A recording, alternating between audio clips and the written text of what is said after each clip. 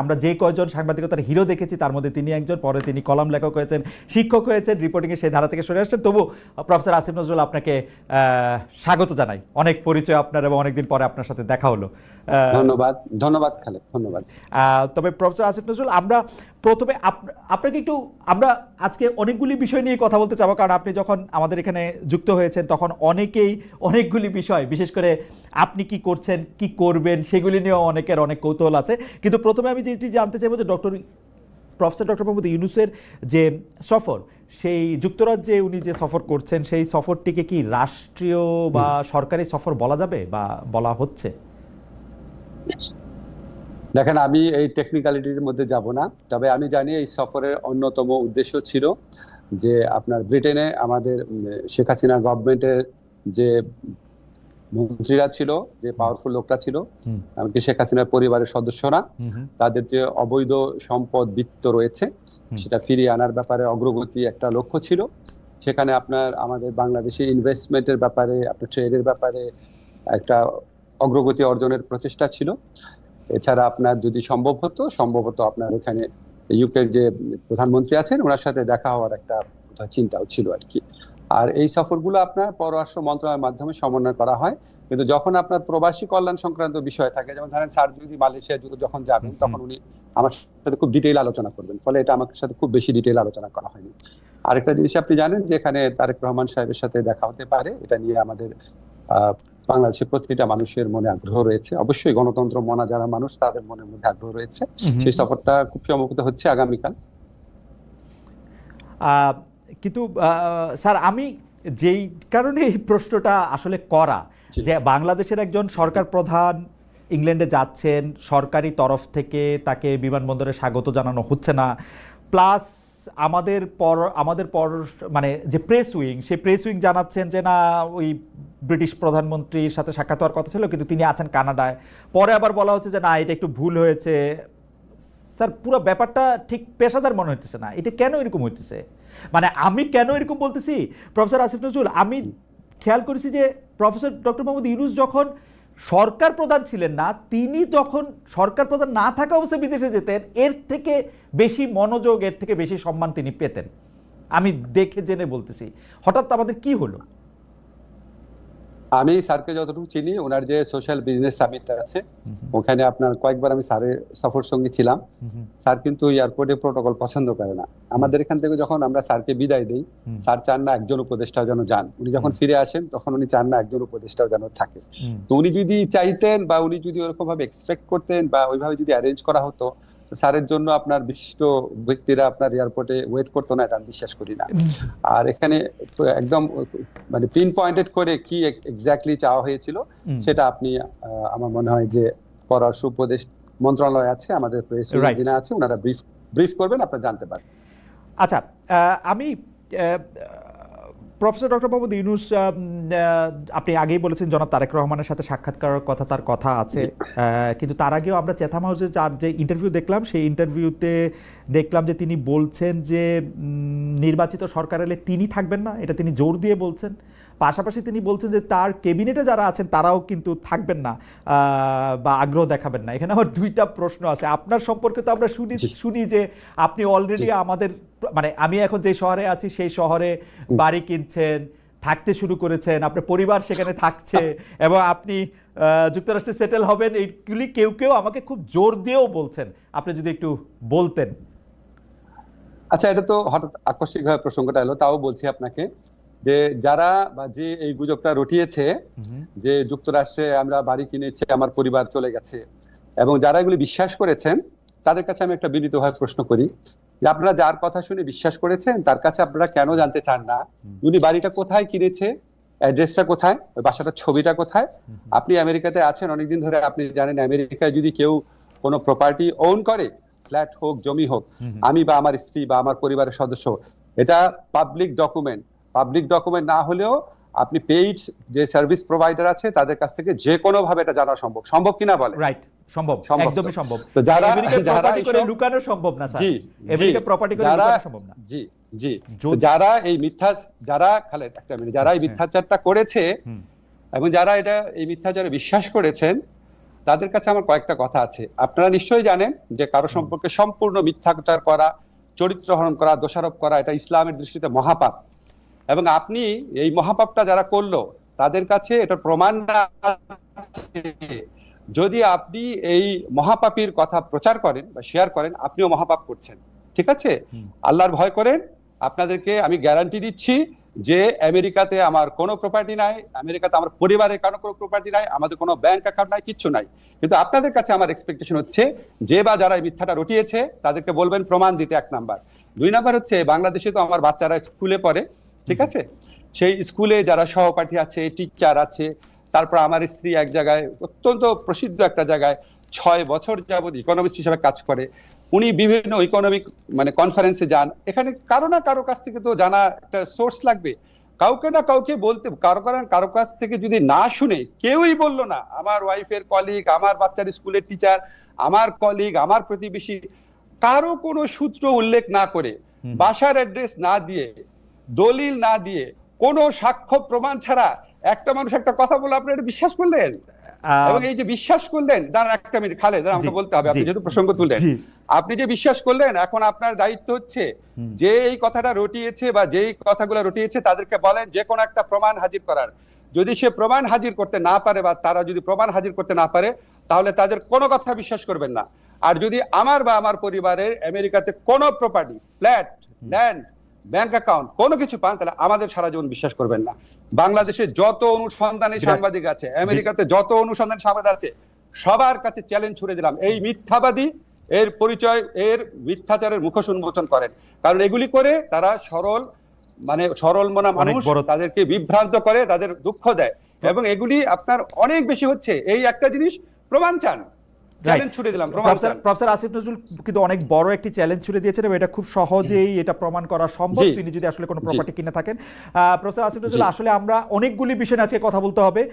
আপনাকে আমরা পেয়েছি, সেজন্য আবার একটু দেরিও হয়েছে, সেজন্য অনেকগুলি বিষয় নিয়ে কথা বলতে হবে। আমি যেহেতু প্রসঙ্গটা উঠলো, অনেকে বলছে যে আপনি সবার আগে বোধহয় আপনি এই কথাটি তুলেছিলেন যে যারা রাষ্ট্রীয় ক্ষমতায় বা দায়িত্বে থাকে তাদের সম্পদের হিসাব দেওয়া উচিত। আপনি কি আপনার সম্পদের হিসাবও দিবেন কিনা, একবার এই কথাগুলো একটু বলে ফেলা। আরেকটি কথা হচ্ছে যে অনেকে বলছেন যে আপনারা এই সরকারের উপদেষ্টারা নাকি খুব ট্রাভেল হ্যাপি, আপনারা অনেক সফর সঙ্গী নিয়ে বিদেশে যান। বিশেষ করে ডক্টর মোহাম্মদ ইউনূসকে বলা হচ্ছে যে 11 বার তিনি বিদেশে গিয়েছেন। আপনার ক্ষেত্রেও এরকম বলা হয় যে আপনি যেহেতু ডক্টর মোহাম্মদ ইউনূসের খুব ঘনিষ্ঠ, সেহেতু আপনিও এইটার জবাব দিবেন কিনা যে আপনি যে যখন বিদেশে যান তখন বিরাট একটা প্রতিনিধি দল নিয়ে সঙ্গে নিয়ে যান কিনা, এবং সম্পদের হিসাবটা আপনি দিবেন কিনা। খুব সংক্ষেপে দুটো বিষয় একটু বলে দিতেন। হ্যাঁ, জি, না আমি আরো বলবো আপনাকে। আমাদের সবার সম্পত্তির হিসাব ক্যাবিনেট ডিভিশনে দেওয়া আছে। আমি মনে করি তাদের এটা অবিলম্বে প্রকাশ করা উচিত। আমরা প্রকাশ করার জন্যই দিয়েছি প্রত্যেক উপদেষ্টা। সেকেন্ড হচ্ছে বিদেশ সফরের ক্ষেত্রে আমার জবাব আমি দিব। আমি যখন জেনেভাতে আইএলওর কনফারেন্সে গিয়েছিলাম, যেখানে স্থানীয় আওয়ামী লীগরা আমাকে অপদস্থ করার চেষ্টা করেছিল, সেখানে আমি একজনও সফর সঙ্গী নেই নাই। আমার সাথে অন্য একজন উপদেষ্টা ছিলেন, উনি নিয়েছিলেন। আমি আমার পিএস, আমার মন্ত্রণালয়ের একটা মানুষকেও নেই নাই। ঠিক আছে? আমি যখন বিদেশে যাই তখন আমার মন্ত্রণালয়ের সর্বোচ্চ 2 জন লোক গিয়েছিল আমার সাথে, এক্সট্রা 2 জন লোক একটা সফরই। সেটা হচ্ছে ওখান থেকে আমন্ত্রণ করা হয়েছিল দেখে। আমি যে সফরগুলোতে গিয়েছিলাম, একটা হচ্ছে আইএলওতে জবাবদিহি করার জন্য বাংলাদেশের জন্য, আর একটা হচ্ছে আবার গিয়েছিলাম হিউম্যান রাইটস কাউন্সিলে বাংলাদেশের পক্ষ থেকে জবাব দেওয়ার জন্য। এটা আমার ম্যান্ডেটরি। আমি সৌদি আরবে গিয়েছিলাম বাংলাদেশের শ্রম বাজার নিয়ে আলোচনা করার জন্য, আর একটা গিয়েছিলাম তাদের কনফারেন্সে, তাদের অতিথি হয়ে, যেখানে 2 জন সৌদি মন্ত্রী সহ আমাকে স্টেজে তারা অনেক সম্মান করিয়ে করেছে। এবং এটা যেটার কারণে বলে রাখি আপনাকে প্রসঙ্গ, তো সৌদি আরবে 2 বার যাওয়ার কারণে বাংলাদেশের সাথে সৌদি আরবের প্রথম শ্রম বা কর্মসংস্থানের এগ্রিমেন্ট হতে যাচ্ছে, যেটা ইন্ডিয়া পাকিস্তানের সাথেও নাই। আর আমি গিয়েছিলাম মালয়েশিয়াতে, সেখানে আমার সফর সঙ্গী ছিল 1 জন। সেখানে সফর সঙ্গী ছিল 2 জন। মালয়েশিয়াতে 2 জন, সর্বোচ্চ 2 জন, এবং কোন কোন ক্ষেত্রে আমার কোনো সফর সঙ্গী ছিল না। তার মানে আপনি আগে থেকে বলছেন সেটি আপনি পালন করছেন। আপনি যদি অবশ্যই পরিষ্কার করে বললেন যে এটা আসলে ক্যাবিনেটে দেয়া আছে এবং এটা পাবলিক করা হবে যে কোনো সময়, রাইট? অবশ্যই। আরেকটা কথা বলি, আরেকটা কথা আমি বলতাম, এখন চট করে মনে করতে পারছি, সেটা হচ্ছে বিদেশি চিকিৎসা নেব না। আমাদের কেউ বিদেশি চিকিৎসা নেয় নাই। আমার ব্যক্তিগত, আমার এবং আমার পরিবার, আমি উপদেষ্টা হওয়ার পর চিকিৎসা নিয়েছি হচ্ছে পিজি হসপিটাল, যেটা এখন বাংলাদেশ হসপিটাল নামে পরিচিত, যেখানে সাধারণ রোগীরা দেখায়, সেভাবে দেখিয়েছি। ইবনে সিনাতে দেখিয়েছি, সারা জীবন যেই হসপিটালে দেখাতাম সেখানেই দেখিয়েছি। কোনোদিন বাইরে যাওয়া তো দূরের কথা, বাইরের ওষুধ পর্যন্ত খাই নাই। ওকে, প্রফেসর নজরুল, আমরা একদম এর পরের যে আবার প্রসঙ্গটি যেতে চাই সেটি আবার লন্ডনে প্রফেসর ডক্টর মোহাম্মদ ইউনূস আমাদেরকে মানে একটা প্রশ্নের জবাবে উনি এরকম সংস্কারের বিষয়টি কেন নির্বাচিত প্রতিনিধিদের কাছে ছাড়ছেন না বা ছাড়া হইতেছে না, এরকম একটা প্রশ্নের জবাবের এক পর্যায়ে তিনি বলছেন ভোটাররা আসলে কার কি বক্তব্য আছে কি আছে সেগুলি জানতে চায় না, তারা শুধু বুঝতে চায় কে তাকে বেশি টাকা দেবে তাকেই ভোটটা দেয়। স্যার, আপনি এইটা দেখছেন কি না যে এইটা কিন্তু আসলে সত্যি সত্যি ডক্টর মোহাম্মদ ইউনূস বলছে, টু মাই আটার সারপ্রাইজ। আপনার মন্তব্য একটু শুনতে চাই। না, এটার মধ্যে আমি একটু যোগ করে রাখি স্যার, যে আমার কাছে মনে হয় কিন্তু তিনি মিথ্যা বলেন নাই, কিন্তু কথাটা একটু হাসিনা-এস্ক হয়েছে, শেখ হাসিনার মতো হয়েছে। না না, আমি আপনাকে বলি, স্যারের কথাটা সীমিত ক্ষেত্রে সত্যি, কোন কোন ভোটারের ক্ষেত্রে এটা সত্যি, কিন্তু সিংহভাগ ভোটারের ক্ষেত্রে এটা সত্যি না। যদি শুধু টাকা দিয়েই ভোট কেনা যেত তাহলে তো আওয়ামী লীগ আপনার 2018 সনে কিনেই ভোট করতে পারতো, এই রাতের ভোট তো করতে হতো না। যদি টাকা দিয়েই ভোট করা যেত তাহলে তো 2014 আর 2024 এই নির্বাচনী নাটক আওয়ামী লীগকে করতে হতো না, কারণ কে না জানে সবচেয়ে বেশি টাকা আওয়ামী লীগের হাতে আছে। স্যার তো সীমিত ক্ষেত্রে বলেছে, সীমিত ক্ষেত্রে কোনো কোনো ভোটারকে হয়তো করা যায়, ভোট ব্যাংক আছে আমাদের এখানে, আপনি জানেন তো সত্যি, সেটাকে হয়তো একটু স্যার জেনারেলাইজ করে ফেলেছে, এটা হয়তো একটুখানি আপনার কনফিউশনে তৈরি করেছে। আরেকটি বিষয় আপনার সাথে নামের সাথে জড়িত, কিন্তু আমি বিষয়টাকে আরেকটু অন্যভাবে প্রশ্ন করতে চাই। আমরা দেখেছি যে গত সরকার ক্ষমতাচ্যুত হওয়ার পরে আমরা ভারতের সাথে বিভিন্ন বিষয়ের যে চুক্তিগুলি রয়েছে সেই চুক্তিগুলি জনসমক্ষে আসবে সেটা আমরা চেয়েছিলাম, অনেকে চেয়েছিল যে সেই চুক্তিগুলি বাতিলও করা হবে, কিন্তু সেই চুক্তিগুলি বাতিল করা হয়েছে বলে একটিও আমি শুনি নাই, জনসমক্ষেও আসে না। এটার কারণ কি? অনেকে বলে থাকেন এর জন্য নাকি আপনি একজন নিয়ামক, কারণ আপনি ভারতের একজন পরীক্ষিত বন্ধু। আমি স্যার আপনাকে দালাল শব্দটি বলতে পারলাম না, কিন্তু অনেকে এটাও বলে। যাই হোক খালেদ, আমি আপনাকে জিজ্ঞেস করি, আপনি কি 15 বছর এই কথাটা শুনেছেন যে আমি পাকিস্তানের দালাল, আমি পাকিস্তানপন্থী, আমি আইএসআই এর এজেন্ট? প্রচন্ড ভাবে শুনেছেন না? আমি রাজাকার, ছাত্রলীগ মিছিল করেছে আমাকে ধাওয়া করে পাকিস্তানে পাঠিয়ে দিবে, অনেকবার তো শুনেছেন অনেক কিছু। হ্যাঁ, তো এখন বললাম যে এটা তো আপনার কিছু মানুষ এত সরল প্রকৃতি, তাদের কোনো একটা মানুষ অন্য একটা কিছু বললো সাথে সাথে বিশ্বাস করা শুরু করে, আমাদের বৈশিষ্ট্য। কিন্তু বাংলাদেশের ম্যাক্সিমাম মানুষের বুদ্ধিমত্তা অত্যন্ত প্রখর, তারা এইসব প্রচারণায় কান দেয় না। আপনার নিশ্চয়ই মনে আছে, আমি ক্ষমতাসীন হওয়ার পর আমাদের এই সরকার দায়িত্বে আসার পর, আমার দায়িত্বে আসার পর ভারতীয় পত্রপত্রিকায় বরং আমাকে নিয়ে অপপ্রচার করা হয়েছে, যে লস্করে তৈয়বার জিনিসটা সম্পূর্ণ অপপ্রচার, কি জঘন্য অপপ্রচার করা হয়েছে। তো এটা আপনার এতই হাস্যকর। এখন আপনার মাঝে মাঝে আমাকে ধরেন লোকজন বলে কি, ভাই আপনি এগুলি প্রশ্ন উত্তর দেন না কেন? খালেদ, আমাকে একটা সেকেন্ড বলতে দিন। দেখেন, আপনি যখন রাস্তাঘাটে হাঁটবেন, আপনি মাঝে মাঝে কিছু ভিখারিকে দেখেন না, ময়লা হাতে নিয়ে হাঁটে, থুতু মারে লোককে, ময়লা ছুঁড়ে মারে, আপনি কি তাকে কনফ্রন্ট করতে যান নাকি আপনি একটু একটু দূরে দূরে সরে থাকেন? তো এই সমস্ত কথাবার্তা যারা বলে তাদেরকে আমি ওই ধরনের আবর্জনা ছুঁড়ে মারা, যে নোংরা যা থাকা, যে আপনার যে লোক রাস্তার মধ্যে, আমার কাছে মনে হয় কি, যে বাংলাদেশের হয়তো খুব বেশি হলে আমার যারা ফলোয়ার আছে, ভক্ত আছে, বা আমাকে যারা ভালোবাসেন, তাদের মধ্যে হয়তো 10% মানুষ যারা খুবই সরল মনা, খুব গভীরভাবে চিন্তা করেন না, তারা হয়তো তাদেরকে প্রভাবিত করতে পেরেছে। কিন্তু 90% মানুষের মনে এগুলি হাস্যরস ছাড়া কিছু উদ্রেক করে না। আর ভারতের সাথে চুক্তি, আপনাকে আমি বলি, এটা অবশ্যই প্রকাশ করা উচিত। এখন ধরেন চুক্তিগুলো তো হয় পররাষ্ট্র মন্ত্রণালয়ের মাধ্যমে, ঠিক না? এখন আপনি আপনার প্রোগ্রামে একটু পররাষ্ট্রমন্ত্রীকে বা এই দায়িত্বে যারা আছে তাদেরকে এনে জিজ্ঞেস করলে ভালো হয়। কারণ আমি আপনাকে একটা জিনিস শুধু বলি, আমরা যখন কোনো মিটিং এ বসে, খালেদ, আপনি যখন ডয়েচে ভেলেতে কাজ করতেন, আপনি যখন মিটিং এ বসতেন, আপনি যে মতামতটা দিতেন সেটাই কি ডয়েচে ভেলের মতামত হতো? হতো না, ঠিক না? এখন আমার মতামত আমি দিব, একজনের মতামত আরো দিবে, অনেক সময় হতো না। তো আমি আপনাকে একটা জিনিস একটু ব্যাখ্যা করে বলি। ধরেন আমি যখন ঢাকা ইউনিভার্সিটির টিচার ছিলাম, আমাদের 2-1 জন শিক্ষক ছিলেন ফাঁকিবাজ, ক্লাস নিতেন না। 2-1 জন শিক্ষক ছিলেন খাতা অনেক দেরি করে দিতেন, ঠিক আছে? তো এটা কিন্তু আমরা একাডেমিক কমিটি মিটিং এ প্রতিবারই সবচেয়ে বেশি এগুলি নিয়ে আমি সোচ্চার ছিলাম, কিন্তু আলটিমেটলি দেখা যেত ডিসিশন হতো না। কেউ কেউ বলতো থাক, এত করা হওয়ার কি দরকার, থাক, আমাদের ডিপার্টমেন্টে বদনাম হবে, থাক, এরকম করে কোনো ব্যবস্থাই নেওয়া হতো না। কিন্তু আমি তো বলে যেতাম, এখন ব্যবস্থা যে নেওয়া হতো যে না, আমার ডিপার্টমেন্টে কোনো ফল্টের জন্য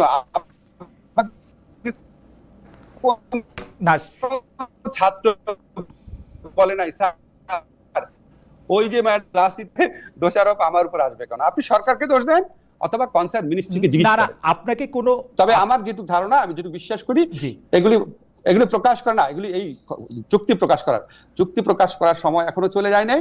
আপনাকে শুধু একটা জিনিস বলি, আমরা এই সরকারে আমরা দায়িত্ব গ্রহণ করার পর একটা কাজ করেছি যেটা ভারত কখনোই চায় নাই, সেটা হচ্ছে আমাদের ইউএনইসি যে কনভেনশন আছে, ওয়াটার কনভেনশন, যেটা আমাদের আন্তর্জাতিক নদীর প্রবাহে আমাদের স্বার্থ রক্ষার ক্ষেত্রে বিরাট ভূমিকা রাখবে, সেটা আমরা র্যাটিফাই করেছি, এক্সিড করেছি, অনুসমর্থন করেছি। এটা আমরা খুব শীঘ্রই আপনি ঘটা করে জানবেন। তো এই সমস্ত আপনার দেশের স্বার্থ রক্ষা করার জন্য আন্তর্জাতিক চুক্তি সেগুলো আমরা করে যাচ্ছি। আর চুক্তি, আরেকটা কথা শুধু বলি, চুক্তি প্রকাশের সময় এখনো শেষ হয়ে যায় না। অবশ্যই আমি একটু দর্শকদের মনে করে দিতে চাই, যখন আসলে বাংলাদেশে একটা অদ্ভুত অবস্থা ছিল, কেউই আসলে ঠিক মতো কথা বলতে সাহস করতো না, তখন কিন্তু প্রফেসর আসিফ নজরুল, আমি আসলে গত 15 বছরের কথা বলতেছি, প্রফেসর আসিফ নজরুল একদম তার দৃঢ় মানে বুলন্দ আওয়াজে তিনি এগুলি নিয়ে কথা বলেছেন। সেই জন্য আমাদের আশা প্রফেসর আসিফ নজরুলের কাছে অনেক বেশি যে ভারত একচেটিয়াভাবে আপনাকে ট্রান্সশিপমেন্ট বাতিল করে দিচ্ছে, আপনাকে বলছে যে এখানে স্থলবন্দর আমি ব্যবহার করতে দিব না।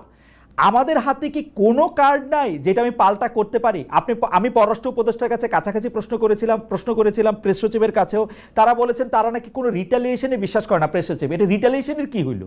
মানে ঘটনা হচ্ছে ভারত একচেটিয়াভাবে এগুলি, স্যার আমি আপনার এতদিন ধরে চিনি বলে আমার কাছে মনে হয় যে আপনি এগুলি কেমনে সহ্য করেন, বা আপনি কেন এগুলি কিছু বলেন না, বা আসলেই কি আমাদের হাতে কিছু নাই? Very good question. এখন ধরেন এখন ধরেন আমি আপনাকে বলি, খালেদ, আপনি আমাকে দুইটা প্রশ্ন করছেন, আমাকে একটু টাইম দিবেন বলা যে আপনি এটা কিভাবে সহ্য করেন এবং আপনি কেন বলেন না। আচ্ছা, আমার ল ডিপার্টমেন্টে যেই শিক্ষক ক্লাস নিত না, বা আমার ল ডিপার্টমেন্টে যেই শিক্ষকের একজন দুজন শিক্ষকের কারণে রেজাল্ট পাবলিশ করতে 2-3 মাস দেরি হয়ে যেত, আমার ডিপার্টমেন্টে যেই শিক্ষক ছাত্রদেরকে 0 নাম্বার এবং মাইনাস নাম্বার দিত, আপনার কি মনে হয় আমি এটা সহ্য করতাম? আমি তো প্রত্যেক একাডেমিক কমিটির মিটিং এ বলতাম। তা আপনার কেন মনে হয় না একই রকম সিচুয়েশন এখানেও আছে? কেন মনে হয় না হতে পারে? এটা আমাদের তো প্রফেসর ইউনুস আছেন, প্রফেসর ইউনুস কেমনে এটা না করবেন? মানে আমি আপনার সাথে আমার যে পরিচয় বা আলাপ আছে, হয়তো ডক্টর মোহাম্মদ ইউনুসের সাথে অত আলাপ পরিচয় ঘনিষ্ঠতা নাই, কিন্তু আমি তো উনারে জানি, তো উনারও তো এটাতে নিয়ে মানে নিজে এটা করা উচিত। এবং দেখেন স্যার, আপনার সাথে আমি যখন কথা বলতেছি, অসংখ্য লোক আমাদেরকে বলতেছেন যে 26 লক্ষ ভারতীয়, যদিও এটার কথা আপনি আগে বলছেন, কিন্তু আসলেই তো কোনো চেঞ্জ হয় নাই। মানে হাসিনা সরকার আর ইউনুস সরকারের কি তফাৎ ভারতের ইয়াতে? এটা আমি একটু আপনাকে বলি, এটা তো আমার ক্ষেত্রে কথা, স্যারের ক্ষেত্রে স্যার অনেক বড় প্রেক্ষিত থেকে জিনিসটা দেখে, আমি তো অত বড় প্রেক্ষিত থেকে দেখতে পারি না, ফলে আমার পক্ষে অ্যাপ্রোপ্রিয়েট আনসার করা সম্ভব না ভারতের ব্যাপারে, ভূমিকার ব্যাপারে। যত বৈদেশিক সম্পর্কের যে ব্যাপার আছে সেটার সাথে কোনোভাবেই আমি ইনভলভ না। বৈদেশিক সম্পর্ক দেখে আমাদের পররাষ্ট্র উপদেষ্টা আছে, আমাদের ওই যে আমাদের হাই রিপ্রেজেন্টেটিভ খলিল সাহেব আছে, দেখে আমাদের স্যার দেখে। আপনার মনে হয় কি, আপনি খালি ধরেন ডয়েটসে ভেলেতে একটা জিনিস প্রচার হইলো কেন, তখন আপনি যদি কেউ জিজ্ঞেস করতো, আপনার কাছে মনে হতো ডয়েটসে ভেলের জার্মান ভার্সনে কি প্রচার হচ্ছে আমি কি জানি। তো আমার কাছে এরকম অবস্থা, আপনি উনাদেরকে জিজ্ঞেস করেন, এবং আমার ধারণা উনাদের আরো অনেক অনেক বড় প্রেক্ষিত থেকে দেখে অ্যাপ্রোপ্রিয়েট সময় অ্যাপ্রোপ্রিয়েট ব্যবস্থা নেবেন। এখন আপনি বলেন, ধরেন আমাকে অনেকেই বলে যে 26 লক্ষ ভারতীয় ব্যাপারটা, তো 26 লক্ষ ভারতীয় ব্যাপারটা যদি বলে থাকি তাহলে এটা অত্যন্ত ভারত বিরোধী কথা। তো একই সাথে 26 লক্ষ ভারতীয় বললেন, এটা এত বড় একটা কথা বললেন আপনি, আবার বলে ভারতের দালাল, কোনো কিছু ঠিক নাই। 26 লক্ষ ভারতের ব্যাপারে ভাই একটা কথা ব্যাখ্যা করি, আমরা যখন 15 বছর অ্যাক্টিভিজম করতাম, অনেক জায়গায় অনেক ভাষণ দিতাম, অনেক বক্তব্য দিতাম, যখন আমরা বক্তব্য দিতাম প্রত্যেকটা কথা অ্যাকিউরেট হতো না। এখানে আমি সিপিডির একটা রিসার্চ পেয়েছিলাম, আমি এটা আগের অনুষ্ঠানে ডিটেইল বলেছে 5 লক্ষ, সিপিডি বলেছে 5 লক্ষ, আরেকটা বলছে এর চেয়ে অনেক বেশি হতে পারে। এখন ধরেন আমার যদি অ্যাকচুয়াল ফিগারের চেয়েও ইম্পর্টেন্ট ব্যাপার ছিল ব্যাপক সংখ্যায় রয়েছে। এখন আপনি আমাকে বলেন, সিপিডির মতো একটা প্রতিষ্ঠান যেটা দেবপ্রিয়দা পরিচালনা করে, সিপিডির মতো প্রতিষ্ঠান যদি 5 লক্ষ বলে, আমার মাথায় তো ওইটাই গেঁথে আছে যে অনেক লোক কাজ করে। এখন ওইখানে বলতে গিয়ে হ্যাঁ হতে পারে যে 26 লক্ষের মধ্যে এক্সাজারেশন আছে, কিন্তু বিপুল সংখ্যক তো ছিল। এখন বিপুল সংখ্যক ভারতীয় আপনার যারা চাকরি করত, তারা 5 অগাস্ট থেকে 8 অগাস্টের মধ্যে চলে যায় নাই, এটা আপনাদেরকে কে বললো? ওই সিচুয়েশন দেখে যদি আওয়ামী লীগের, একটা সেকেন্ড ভাই, আওয়ামী লীগের যদি হাজার হাজার লোক চলে যেতে পারে, ভারতীয় লোক চলে যাওয়ার কথা না। সেটা তো আপনার কনসার্ন যারা মিনিস্ট্রি আছে, অথরিটি আছে, তাদেরকে আমি তাগিদও দিয়েছি, বিজাকে বলেছি। আমার মনে হয় যে এই ব্যাপারটা আপনি আসলে বলেছেন, পরিষ্কার করেছেন, এবং চলে যেতে পারে সেই সংখ্যা। তারা আবার যেহেতু আপনি যখন বলেছিলেন যে ভারতীয় একটা বিপুল সংখ্যায় কাজ করতে পারে, এবং সিপিটির উদাহরণটা দিয়েই আপনি বলেছিলেন, এবং জনাব তৌহিদ হোসেন যিনি আজকে পররাষ্ট্র উপদেষ্টা, তিনিও কাছাকাছি একটি কথা বলেছিলেন, এবং সেইটার ব্যাখ্যা নানা রকম হতে পারে। যেহেতু তারা কি বলে নিবন্ধিত উপায়ে কাজ করতেন না, তাদের আসলে চলে যাওয়াটা অনেক বেশি সহজ, মানে ফ্লাইট ধরে, বাস ধরে, ট্রেন ধরে চলে গেলেই হলো। আমাকে একটু বলতে দেন প্লিজ, এটা জরুরি খুব ইনফরমেশন। ধরেন আমাদের এখানে যারা ভারতীয়রা কাজ করতো, এটা আমরা ইনভেস্টিগেট করে জেনেছি, ওনাদের ওয়ার্ক পারমিট ছিল না। এটা কিভাবে সম্ভব হয়েছিল? এটা হাসিনা সরকার একটা ব্যবস্থা করেছিল, যখন একটা কোম্পানি কাজ পেত, ধরেন ভারতীয় একটা কোম্পানি একটা প্রকল্প পেল, ভারতীয় কোম্পানি যখন প্রকল্পটা পাবে, প্রকল্পের যারা স্টাফ ছিল তাদের জন্য কোনো ওয়ার্ক পারমিট লাগতো না। এটা আপনার খবর নিয়ে দেখেন, এটা আমি এই ইনভেস্টিগেট করে জেনেছি এটা কেন। ফলে আপনি ডকুমেন্টেড পাবেন না। এখন আপনার ধরেন ভারতীয় প্রকল্পে কাজ করছে হাজার হাজার লোক, 5 অগাস্ট থেকে 8 অগাস্টের সিচুয়েশন দেখে, যেখানে আওয়ামী লীগের প্রায় আপনার 10-20 হাজার লোক পালিয়ে গেছে, তো তারা ওখানে বসে থাকবে? ওকে, ঠিক আছে। এটা নিয়ে নিশ্চয়ই ভবিষ্যতে যখন আপনারা আরো জানবেন, তখন নিশ্চয়ই আমরা আরো পরিষ্কার একটা ছবি পাবো। কিন্তু প্রফেসর আসিফ নজরুল, আমি আপনার কাছ থেকে, যেহেতু সাংবাদিকতার দুই একটা পাঠও আপনার কাছ থেকে আমার মানে প্রতি সময়ই নিতে হয়, সেজন্য একটু সাংবাদিকতার জায়গা থেকে, বাংলাদেশে তো ডিজিএফআই কেন্দ্রিক আইনগুলি চেঞ্জ তো হয় নাই। মানে কেন আমি এই প্রশ্নটা করতেছি, ডিজিএফআই, এসবি এগুলি তো সরকার প্রধানের কাছেই আসে, এখনো সেনা প্রধানের কাছে তো না। মানে ডিজিএফআই তো আপনার না, সরকার প্রধানকেই রিপোর্ট করে। ডিজিএফআই তো না, সরকার প্রধানকে রিপোর্ট করে, সেনা প্রধানের কাছে রিপোর্ট করে না। রাইট। এখন আপনি ধরেন, আমি আপনাকে একটু বলি, আপনি যেহেতু বলেছেন শুনেন, আমাদের যে বিভিন্ন সংস্কার কমিশনের প্রস্তাব এসেছিল, ওই প্রস্তাবগুলো আমরা ভাগ করে এই কাজটা আমি এবং আরো কয়েকজন মিলে করেছি। যে মিনিস্ট্রির কাজ সেই মিনিস্ট্রিকে দেওয়া হয়ে গেছে। আমার মিনিস্ট্রিতে যে কাজ আসছে, যেটা আইন মন্ত্রণালয়ের অধিভুক্ত বিষয়, সেই আইন মন্ত্রণালয়ের অধিভুক্ত বিষয় এবং এমনকি অন্যান্য মন্ত্রণালয়ের অধিভুক্ত বিষয়, সেটাও কয়েকটা কাজ আমরা করে দিয়েছি। যেমন নারী ও শিশু নির্যাতন দমন আইনের অ্যামেন্ডমেন্ট, সেরকম আমরা 7টা মেজর অ্যামেন্ডমেন্ট করেছি, 7টা। আরো ধরেন 4-5টা আগামী 1 মাসের মধ্যে হবে। একটা মিনিট দাঁড়ান। এখন অন্য মন্ত্রণালয় কেন করছে না বা কোথায় বাধা আছে, ভাই তাদের জিজ্ঞেস করেন। এখন আমি পড়াতাম ঢাকা বিশ্ববিদ্যালয়ে, দাঁড়ান, আমি ঢাকা বিশ্ববিদ্যালয়ে পড়াবো এনভায়রনমেন্টাল ল। এখন কনস্টিটিউশন যে পড়াচ্ছে, সে খারাপ পড়াচ্ছে কিনা সেটাকে আমাকে কেউ জিজ্ঞেস করতো না, তো কমন সেন্সের ব্যাপার। এখন আপনি ধরেন লিভারপুলের কোচ, লিভারপুল টিম খারাপ খেলছে, এখন আপনি এটা কি ম্যানচেস্টার ইউনাইটেড কোচকে জিজ্ঞেস করেন, ভাই লিভারপুল খারাপ খেলতেছে কেন? তাদের জিজ্ঞেস করেন। না না না, প্রফেসর নজরুল, আমার প্রশ্নটা আসলে এটা না, মানে আমার এইটাও একটু পরিষ্কার হওয়ার দরকার ছিল যে এই সরকারের সময় কোনো চেঞ্জ আসছে কিনা, যাতে director general of forces intelligence এখন সরকার প্রধানকে রিপোর্ট না করে আর কাউকে রিপোর্ট করে কিনা। সেইটা রিপোর্ট করলে আমার একদম সরাসরি প্রশ্ন, প্রফেসর আসিফ নজরুল, কোনোভাবে কি সরকার প্রধানকে না জানিয়ে সাবেক রাষ্ট্রপতি জনাব আব্দুল হামিদের বিদেশে যাওয়া সম্ভব?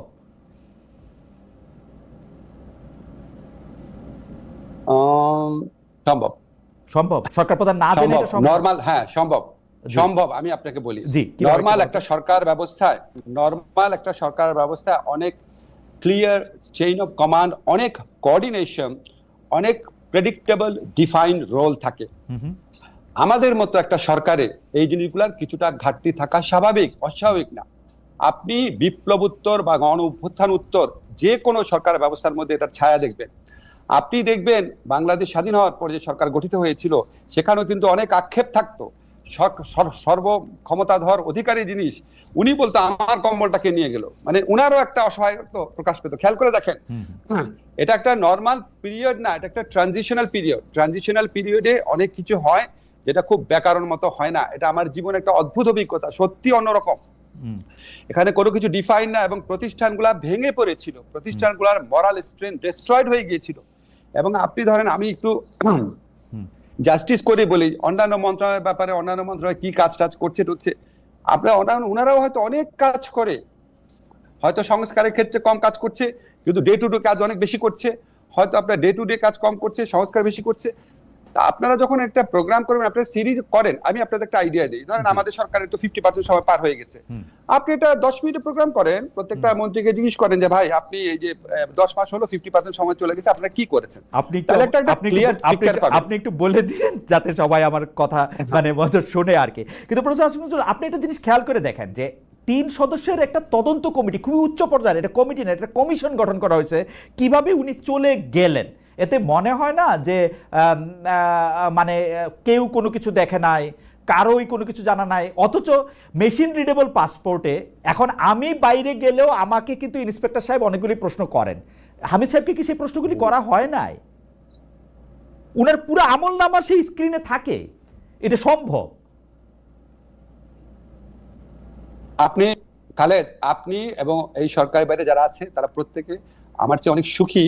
ইন এ সেন্স, আপনাদের মনে প্রশ্ন আসলে আপনার প্রশ্নটা করতে পারেন, কিন্তু ধরেন আপনি যখন একটা সরকার কাঠামো থাকবেন, আপনি প্রশ্ন আসলেও সেটা আমার মনে হয় যে সীমিত জায়গাতে আমার মনে হয় যে করতে এটা পারেন। পরিষ্কার।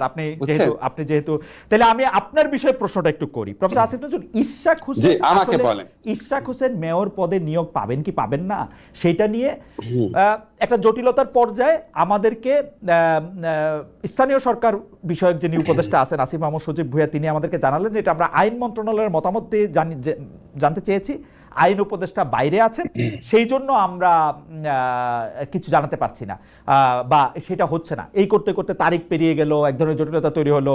কিন্তু আমাদেরকে কেউ কেউ বলছেন ইশাক সাহেবকে যে মেয়র পদে বসতে দেয়া হবে না, এটা নাকি আপনি এপ্রিলের মাঝামাঝি সময়, মানে যখন নির্বাচন কমিশনের সিদ্ধান্ত দিয়েছে তখনই নাকি আপনি ঠিক করেছেন যে এটা তাকে বসতে দেওয়া হবে না, এবং পুরো প্লটটা আপনার করা, এবং আপনি বিদেশে চলে যাবেন যাতে আপনি জবাবটা না দিতে হয়।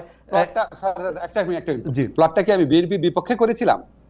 জি, আপনি বিএনপির বিপক্ষে করেছেন। বিএনপির বিপক্ষে? বিএনপির বিপক্ষে। ও গুড গুড, আমি তো সারাক্ষণই শুনি আমি বিএনপির পক্ষে কাজ করি। এইটা বিপক্ষে করেছেন কেন জানি। আচ্ছা শোনেন, আমি আপনারে ভেরি ক্লিয়ারলি বলি, জি, আমার কনসিয়েন্সের কাছে আমি 100% ক্লিয়ার। ইশাকের যে জাজমেন্টটা ছিল বিচারিক আদালতে, সেটা ত্রুটিপূর্ণ ছিল। আমাদের হাইকোর্টের জাজমেন্ট আছে, ইলেকশন পিটিশন হচ্ছে কোয়াসি সিভিল ম্যাটারে পিটিশন চেঞ্জ করা যায় না। এই যে রায়টা, এই রায়টা রিপোর্টেড না, সেই জন্য অনেকের হয়তো নজরে পড়ে না। রিপোর্টেড কেস সবার নজরে পড়ে। এখন বিচারিক আদালত যখন এই রায়টা দিয়েছে, রায়টা ত্রুটিপূর্ণ ছিল, কারণ ইশাক সাহেব উনি প্লেন চেঞ্জ করেছিলেন। এখন প্লেন চেঞ্জ করে প্রথমে উনি নির্বাচন বাতিল চেয়েছেন, পরে প্লেন চেঞ্জ করে উনি ওনাকে নির্বাচিত করতে বলেছেন। এখন যখন এরকম সিচুয়েশন হয়েছে, তখন অবভিয়াসলি এটা একটা পক্ষ ছিল নির্বাচন কমিশন। নির্বাচন কমিশন একটা সাংবিধানিক প্রতিষ্ঠান। নির্বাচন কমিশনের উচিত ছিল এটা আপিল করা। নির্বাচন কমিশন এটা আমার উপর ঠেলে দিয়েছে। মানে আমি এতই কাঁচা প্লেয়ার যে সে তার দায়িত্ব পালন করবে না, এটা শিল্ড হিসাবে আমি কাজ করব? এটা নির্বাচন কমিশনের সাংবিধানিক দায়িত্ব ছিল, এটা প্রধান বিচারপতির নেতৃত্বে আপিলের ডিভিশনে বলেছে। তো উনি ওনার দায়িত্ব পালন না করার শিল্ড হিসাবে আমাকে ব্যবহার করতে চেয়েছে। আমি কোনো রিপ্লাই দেই নাই, কারণ এটা আপনার দায়িত্ব, আপনার দায়িত্ব আপনি পালন করবেন। এখন ধরেন আমি বললাম কি যে আমি ঢাকার জেলা জজকে কি পরিবর্তন করব, এটা আমি সমাজ কল্যাণ মন্ত্রী শারমিনা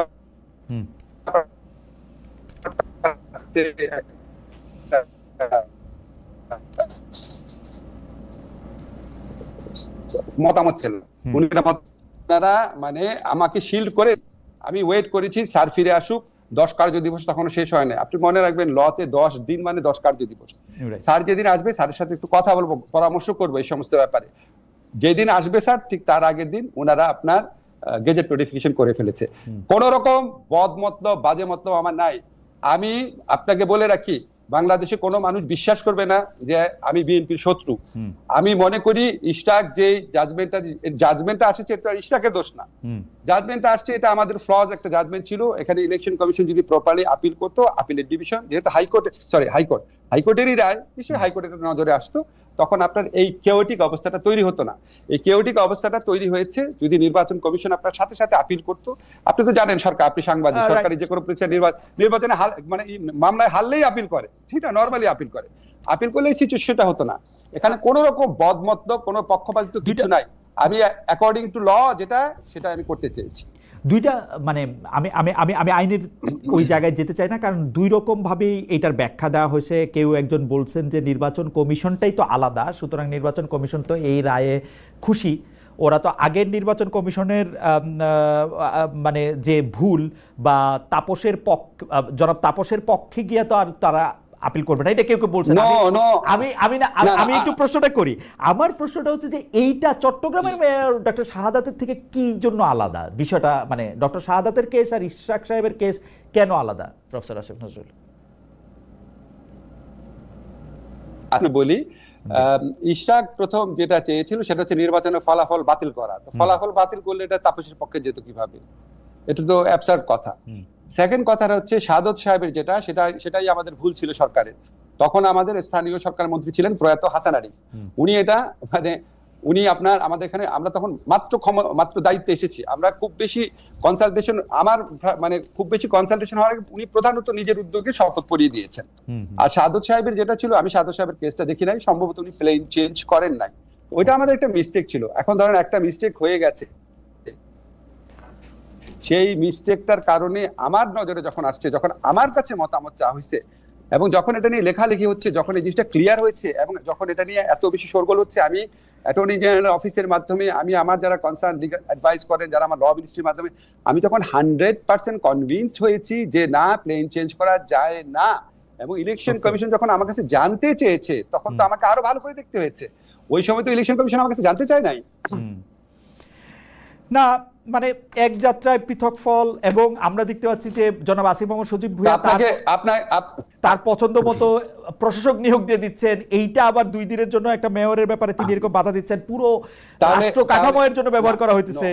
এইটা একটু আমি একটু আপনাকে বলি, জি, আমি যদি আপনাকে এভাবে বলি, হাসান আরিফ স্যার যে ভুলটা করেছেন যে কোনো কারণে, আসিফ সেই ভুলটা করতে চায় নাই, এটাও তো এইভাবে ইন্টারপ্রেট করা যেতে পারে। আর সমস্যাটা দেখেন, আপনাকে আমি বলি, যখন ইশরাকের এই প্রোগ্রামগুলো চলছে, তাকে মেয়র ঘোষণা করতেই হবে। এবং শোনা যাচ্ছে যে আমরা তাকে, যখন ইলেকশন কমিশন তাকে আপনার গেজেট নোটিফিকেশন করে দিল, তখন আমার অফিসে একদিন নুরুল হক নূর এসেছিল। নূর আমাকে বলতেছে, নাম ধরে ধরে বলতেছি, যে আমাদের একটা ইসলামিক রাজনৈতিক দল, তারা 6000 লোকের লিস্ট করেছে, কাউন্সিলর এরকম সহ, এবং তারা নূরকে বলছে, স্যার এরা তো বলছে যে বিএনপি দিয়ে দিচ্ছে, আমাদেরও দিয়ে দিবে। সারা দেশে যত কাউন্সিলর আছে, ইউনিয়ন পরিষদ মেম্বার আছে, কমিশনার আছে, সবাই মিলে তখন পাগল হয়ে গেছে আপনার, যে সবাই ইলেকটেড ঘোষণা করতে হবে। তাইলে আপনি সেন্ট্রাল থিম হচ্ছে, আমরা শেখ হাসিনা যে ইলেকশন, পৃথিবীর ইতিহাসে জঘন্যতম ইলেকশন, এই জঘন্যতম ইলেকশনে ইলেকটেড লোকগুলোকে সারা বাংলাদেশে ইলেকটেড ঘোষণা করব, এটা একটা এথিক্যাল পয়েন্ট। এবং এই এথিক্যাল পয়েন্টে আমি আপনাকে বলি, এথিক্যাল পয়েন্টে আমি স্ট্রংলি বলেছি এটা সম্ভব না, এটা আদালতের এই রায় ফলটি এটার বিরুদ্ধে আপিল করতে হবে, এটা তাদের দায়িত্ব ছিল। এবং সেখানে আমার মধ্যে কোনো বায়াসনেস নাই। বিএনপি 10টা ভালো কাজ করলে 10টা ভালো কাজ আমি সমর্থন করব, কিন্তু যেই কাজটা আমার মনে হয়েছে তারা ভুল করেছে বা আমাদের বিচার ব্যবস্থার ভুলের কারণে তারা এই দিকে আপনার ইনফ্লুয়েন্স হয়ে ভোট করেছে, সেটা আমাকে কারেক্ট করতে হবে, আমার যখন সুযোগ থাকবে। ওকে, আমার মনে হয় যে এই বিষয়টা নিয়ে আপনি যেটাকে জনাব মরহুম হাসান আরিফ সাহেবের ভুল এবং জনাব আসিফ মোহাম্মদ সজীব ভুঁইয়ার ভুল না করার ইচ্ছা, 6000 নতুন কাউন্সিলরের মানে তাদেরকেও আসলে ইলেক্টেড করার জায়গাটা তৈরি হইতেছে কিনা, সেইটা একটা দল থেকে এটা নিশ্চয়ই দর্শকরা, আমরা নিশ্চয়ই দেখবো এটার মধ্যে আর কি হয়। কিন্তু আমি আপনাকে আরেকটা প্রসঙ্গে যেতে চাই প্রফেসর আসিফ নজরুল, সেটা হচ্ছে দেখেন খালেদ, আমি আপনাকে একটা কথা প্রসঙ্গ করে বলে রাখি। দেখেন, আমি এই 15 বছরে বিএনপি এই ফ্যাসিস্ট শেখ হাসিনা বিরোধী আন্দোলনে যে অসীম আত্মত্যাগ করেছে, যে কঠিন আপনার মানে কত লোক তাদের মারা গেছে, কত লোক সর্বশান্ত হয়েছে, কত লোক আহত হয়েছে, কত লোক গুম হয়েছে, এই পুরা কস্টটার প্রতি 15টা বছর আমি কি পরিমাণ সিম্প্যাথেটিক ছিলেন আপনি জানেন। আমি যখন বেগম খালেদা জিয়া যখন ওনাকে বাইরে পাঠাচ্ছে না, বিবৃতি দেখেছি, বাংলাদেশে প্রতিদিত আসা অনেক মানুষ আমার সাথে যে খারাপ ব্যবহার করেছে আপনি বিশ্বাস করতে পারবেন না। প্রসঙ্গ করে বলে রাখি, ডক্টর ইউনূসের পক্ষেও যখন বিবৃতি নিতে গেছি, আমাকে এই সমস্ত বহু কিছুর মধ্যে যেতে হয়েছে, সবকিছু তো ইমেইলে আছে। আমি যখন আরো 10-15 বছর পর জীবনে লিখবো, আপনারা অবাক হয়ে যাবেন। তা আমি যে এই দলটার প্রতি এত সিম্প্যাথেটিক মানে কি, আমি ওনাদেরও তো ভুল হওয়া সম্ভব, ওনারা 10টা কাজ ভুল করে একটা তো ভুল হতে পারে, যে ভুলটা আমি বলবো না। তো আমি তো ভাই না, সেটা সরল মনে আমার ইমান থেকে আমি বলেছি বিএনপির এই সিদ্ধান্তটা ভুল ছিল। সেটা দুই পক্ষেই আছে প্রফেসর আসিফ নজরুল। আমার মনে আছে যে আমি বন শহরে থাকতাম, প্রফেসর ইউনূস ভিসবাদেন বলে একটি শহরে বেড়াতে এসেছিলেন, তিনি আমাকে খুব আদর করে চা কফি খাইয়ে দুটি লাইন তার সাথে কথা বলে, মানে সামনে ক্যামেরার সামনে কথা বলে, ক্যামেরার আড়ালে অনেকক্ষণ কথা বলে, দেশের আসার পরও তিনি অনেক কথা বলেছিলেন আমার সঙ্গে, কিন্তু এখন আর তিনি আমার সঙ্গে কথা বলতে চান না। আসলে ব্যাপারটা এরকম যে আমরাও আসলে দূরে সরে গেছি বা শত্রুতে পরিণত হয়েছি। সেইটার জায়গা থেকেই আপনাকে প্রশ্ন করতে চাই প্রফেসর আসিফ নজরুল, যে অন্তর্বর্তীকালীন সরকারের সময় না শুধু আপনি সারা জীবন মত প্রকাশে, আপনি স্যারের সাথে কথা বলার চেষ্টা করেছেন অসংখ্যবার। উনি নিউ ইয়র্ক এসছেন, নিউ ইয়র্কে কথা বলতে চেষ্টা করছি, তারপর হচ্ছে ঢাকায় গিয়ে কথা বলতে চাইছি, এইখানে কথা বলতে চাইছি অসংখ্যবার। উনি আমার বাদে সবার ইন্টারভিউ দিচ্ছেন, যাই হোক, হাওয়েভার এটা উনার ইচ্ছা। কিন্তু আমি স্যারকে জিজ্ঞেস করব। আচ্ছা স্যার, আমি আপনাকে জিজ্ঞেস করি যে আপনি কিন্তু একটা বিষয়ে আপনার কনসিস্টেন্সি অসাধারণ, মানে সেটা কোনোভাবে আপনাকে আমি হিলতে দেখি নাই গত 30 বছরে, সেটা হচ্ছে অবাধ মত প্রকাশের স্বাধীনতা। এমনকি আপনাকে গালি দিলেও, মিথ্যা কথা বললেও আপনি কিন্তু তার মুখ বন্ধ করার উপায় না। কিন্তু আমরা কিন্তু এই যে দেখতেছি যে একজন ইউটিউবার গুম হয়েছে কিনা এই আলোচনার মধ্যে জানা গেল তিনি 2 মাস ধরে গ্রেপ্তার, সাব্বির না কি নাম, তিনি জননিরাপদ, সাব্বির নাম, সরি আমি সাব্বির না কি নাম না, তিনি নাম হচ্ছে মোহাম্মদ সাব্বির সরকার। তিনি জননিরাপত্তা আইন ও সন্ত্রাস বিরোধী আইনের মামলায় অভিযুক্ত। বিগত আমলে প্রণীত এইসব আইন দিয়ে একটা ইউটিউবারে প্রফেসর নজরুল, মানে আমার আর কিছু বলার নাই, মানে আপনি, মানে আমার খালি মনে হয় যে আপনি কিভাবে এগুলি মানে সহ্য করেন, বা মানে এটা কেমনে এটা সম্ভব আপনারা থাকতে। আমি আপনাকে খালেদ বলি, একটা কথা হচ্ছে কি, আমাদের এই আমলে মত প্রকাশের যে স্বাধীনতা আছে, আপনি বিশ্বাস করেন, আমি অনেস্টলি বলি, বাংলাদেশে কোনো আমল এটা ছিল না। আপনি শুধু আমার ক্ষেত্রে দেখেন, আমার ক্ষেত্রে কত মিথ্যাচার, কত জঘন্য চরিত্র হননকারী কথা, বাংলাদেশের প্রচলিত যতগুলো আইন আছে, পেনাল কোড বলেন, সন্ত্রাস দমন আইন বলেন, ডিজিটাল সিকিউরিটি অ্যাক্ট, মানে কতগুলো আইনে মানে অপরাধযোগ্য ভাবে আমার সম্পর্কে চরিত্রহানি মিথ্যা কথা, আমার নিরাপত্তা বিঘ্নিত করার মতো পরিস্থিতি সৃষ্টি করা হয়েছে। এর জন্য কি কেউ মামলা করেছে? আমাদের ইউনূস স্যারের বিরুদ্ধে করা হয়েছে, রেজওয়ানার বিরুদ্ধে করা হয়েছে, আমাদের সালাউদ্দিন স্যারের বিরুদ্ধে করা হয়েছে, কত উপদেষ্টার বিরুদ্ধে করা হয়েছে। এটার জন্য কি আমরা সরকার থেকে কোনো মামলা করেছি? আমরা করি নাই। এখন ধরেন জননিরাপত্তা প্রশ্নে যখন স্বরাষ্ট্র মন্ত্রণালয় এই জননিরাপত্তা নিয়ে ডিল করে, আমি আপনাকে অনেস্টলি বলি, বাংলাদেশে এই মুহূর্তে সবচেয়ে কঠিন হচ্ছে স্বরাষ্ট্র মন্ত্রণালয় চালানো। আপনি জানেন আমরা একটা ভঙ্গুর, একটা মানসিক শক্তির পুলিশ, ভঙ্গুর একটা ইনস্টিটিউশনে তাদেরকে কাজ করতে হচ্ছে। এই পুলিশের মধ্যে হয়তো 30 জনের অন্তরে এখনো বাকশাল, এই মধ্যে হয়তো 30 জন বিএনপি তারা ভাবে তারা বঞ্চিত, 20 জন হয়তো জামাত সেভাবে সে বঞ্চিত, এবং তাদের সে মরাল স্ট্রেংথ নাই। এগুলি সমস্ত কিছু নিয়ে জননিরাপত্তার প্রশ্ন এত বেশি প্রবলেম হয়ে যায়, মব কালচার এত বৃদ্ধি পেয়েছে, মানুষের মধ্যে তার স্বাধীনতা প্রকাশ শুধু না, স্বাধীনতা মানে স্বাধীনতা দিয়ে অন্যের স্বাধীনতাকে খর্বকরণের প্রক্রিয়া বিভিন্ন গোষ্ঠীর মধ্যে এত বেশি বৃদ্ধি পেয়েছে, এত অ্যানার্কিস্ট গ্রুপ জন্ম নিয়েছে, এবং এদের বিরুদ্ধে ব্যবস্থা নেওয়া এত স্পর্শকাতর বিষয়ে পরিণত হয়েছে। এখানে সবকিছু ঠিক মতো করা যায় না। আর আপনি যেটা বলছেন আমার আত্মদহনের প্রশ্ন, যখন আপনি সরকারে থাকবেন তখন আপনার আত্মদহন প্রকাশ করতে হবে আপনার কলিগদের মধ্যে, আপনি তো তখন পাবলিকলি করতে পারবেন না। কাজে পাবলিকলি করা হয় না দেখে আমাদের, আমি বা অন্য উপদেষ্টা না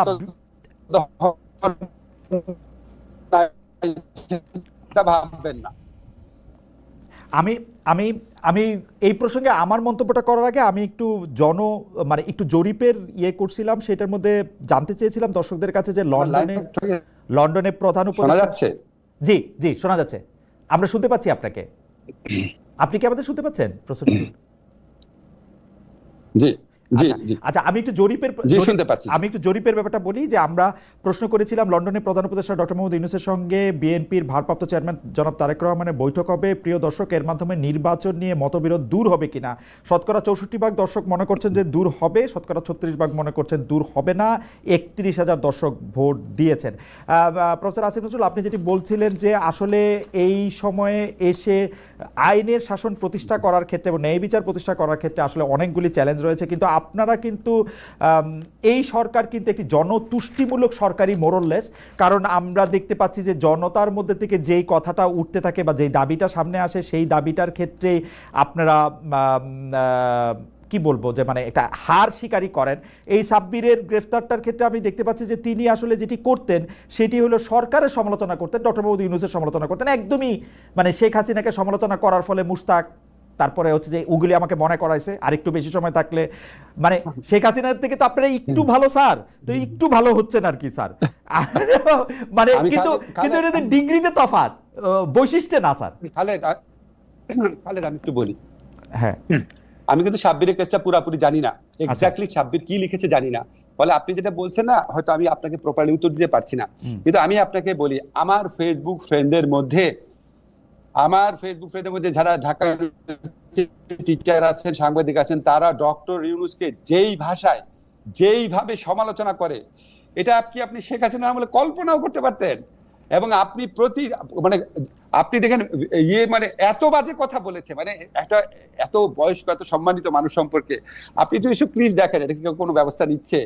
আমরা কি আমাদের বিরুদ্ধে কথা বলেছেন, ব্যবস্থা নিয়েছি? সাব্বিরের কেসটা যেটা আমি পুরো জানি না, উনি ফেসবুকে কি লিখেছে। প্রফেসর আসিফ নজরুল, আপনি শেখ হাসিনার দোর্দণ্ড শাসন আমলে আপনি শেখ হাসিনার উপদেষ্টাদের একজন সালমান এফ রহমান সাহেবের টেলিভিশনে বসে আপনি যেভাবে তার সমালোচনা করেছেন, মানে শুধু আপনাকে এবং নুরুল কবির ভাইকে ধরলে মানে মনে হয় যে বাংলাদেশ ওই সময় অনেক স্বাধীন ছিল, যেই কারণে আবার আলী রিয়াজ স্যার আমাকে বলছে যে আমি ফেসিবাদের পক্ষে কথা বলছি। আমি বলতেছি হচ্ছে যে আপনারা যারা বলতে চাইছেন তারা কিন্তু বলতে পারছেন, মানে হয়তো আপনাদের কিছু তো মানে ক্ষতি তো হয়েছেই, কিন্তু না খালেদ এক মিনিট, খালেদ জি বলেন। আপনি কিন্তু এই কথা আগেও বলেছেন, আমি ক্লিয়ার করি আপনাকে। আমরা যেটুক বলেছি তার চেয়ে 10 গুণ বেশি বলতে চেয়েছিলাম। আমরা বলতে চেয়েছিলাম শেখ হাসিনা হচ্ছে চোর, শেখ হাসিনা বাংলাদেশের সম্পদ পাচার করছে, তার ছেলে হচ্ছে দুর্নীতিবাজ, তার বোন হচ্ছে দুর্নীতিবাজ। আমরা বলতে চেয়েছিলাম ভারতের কাছে দেশ বিক্রি করে দেওয়া হচ্ছে। আমরা বলতে চেয়েছিলাম এই নির্বাচনগুলো করা হচ্ছে, এই ভুয়া নির্বাচন করা হচ্ছে বাংলাদেশকে ভারতের কাছে বেচে দেওয়ার জন্য। আমরা বলতে চেয়েছিলাম বাংলাদেশে একটা ভিনদেশীয় সংস্কৃতি কায়েম করা হচ্ছে, উদ্দেশ্য প্রণোদিত হবে। আমরা বলতে চেয়েছিলাম বাংলাদেশে যারা মুসলমান আছে সত্যিকারে আপনার কোন রকম রাজনীতির সাথে জড়িত না, তাদেরকে জঘন্যভাবে হয়রানি করা হচ্ছে। আমরা এরকম বহু কথা বলতে পারি নাই, যেটা বলেছি সেটা শুনেছেন দেখে আপনার মনে হচ্ছে অনেক, সেটাও শেষের দিকে অনেক কমে গিয়েছিল অনেক। আপনি প্রোগ্রামটা করতেন যখন, তখন প্রথম দিক 2018 পর ক্রমে ক্রমে কমতে আমি তো 2019 পরে চলে আসছি জার্মানিতে। আমি তবে 2018 মানে আমি শুনতে পাই, প্রফেসর আসিফ নজরুল দেখেন আমার শোনাটা কিরকম, আমি শুনতে পাই যে আপনাদেরকে টেলিভিশনে নেয়ার ব্যাপারে নিষেধাজ্ঞা ছিল কোন টেলিভিশনে, কিন্তু আমি যেই শুনেছি যে আপনাকে নিষেধাজ্ঞা, আমি তখনই আপনাকে অনুরোধ করে 3 বার 5 বার 7 বার অনুরোধ করে আপনাকে টিভিতে নিয়ে আসে, আপনার মনে আছে নিশ্চয়ই। আপনি বরং মানে আমি শুনতাম অন্য টেলিভিশন আপনাকে নিতে পারে না, আর আমিও আপনাকে নিতে পারতাম না, আপনাকে অনুরোধ করে আপনি সময় দিতে পারতেন না। আচ্ছা বলি আমি পার্থক্যটা কোথায়। যেমন আমি সবচেয়ে বেশি যেতাম মতিউর রহমান চৌধুরী চ্যানেল আইতে। আপনি জিজ্ঞেস করে দেখেন চ্যানেল আইয়ের শাইখ সিরাজ, উনি যখন আমাকে বললো দেখি না কেন, আমি বললাম আপনারা প্রোগ্রামে ডাকেন না, দেখবো কি হবে। উনি আমাকে কি বলেছে জানেন? বলে আমাদের ঘরের উপর রেখা বন্দুক চালাবেন আর আমরা ঝামেলা পড়বো, আমরা আপনাকে ডাকবো। মানে ডাকার অবস্থা ছিল না। আমাকে জিল্লুর বলেছে ডাকার পর কি খারাপ পরিস্থিতিকে সম্মুখীন হতে হতো। জিল্লুর বলেছে চ্যানেল আই আপনাকে আনার পর আমাকে বলতে হচ্ছে যদি আসিফ নজরুলকে আমি 3 মাস 6 মাস পর আনতে না পারি আমি প্রোগ্রাম করবো না। আমি প্রোগ্রাম করতাম বাংলা ভিশনে সবচেয়ে বেশি। খেয়াল করেন আপনি, একদিনও বাংলা ভিশনে আমাকে নিতে পারে নাই, ভয়ে কাঁপতো তারা। সেখানকার লোকজন বলতো ভাই বাংলা ভিশনে পারবো না। আপনি পেরেছিলেন, মোজাম্মেল বাবু চাইলে মোজাম্মেল বাবু পারতো, অনেকবার বলেছিল যায়নি। কারণ আপনাদের যে টিভি চ্যানেল ছিল তার মালিক ছিল সরকারের অত্যন্ত ক্ষমতাশীল ব্যক্তি, শুধুমাত্র এই কারণে পেরেছিলেন। এটা হচ্ছে আমার ধারণা। আপনি এত সরকার বিরোধী একটা ভয়, সরকারের ক্ষমতাশালী ব্যক্তিরা তো আরো বেশি চাপ সৃষ্টি করার দরকার ছিল।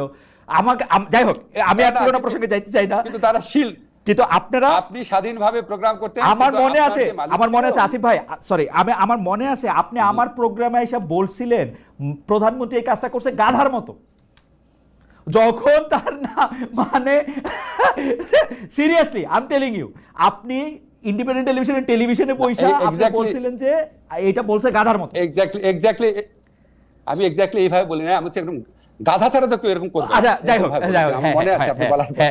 যাই হোক, এবার আমি এইটার মধ্যে থেকে আসি যে আপনারা খুব পপুলিস্ট সিদ্ধান্ত নিতেছেন কিনা, যে পপুলিস্ট সিদ্ধান্তের মধ্যে মানে জনগণ যে চাইতেছে সেইটাই আপনারা আসলে করতেছেন কিনা।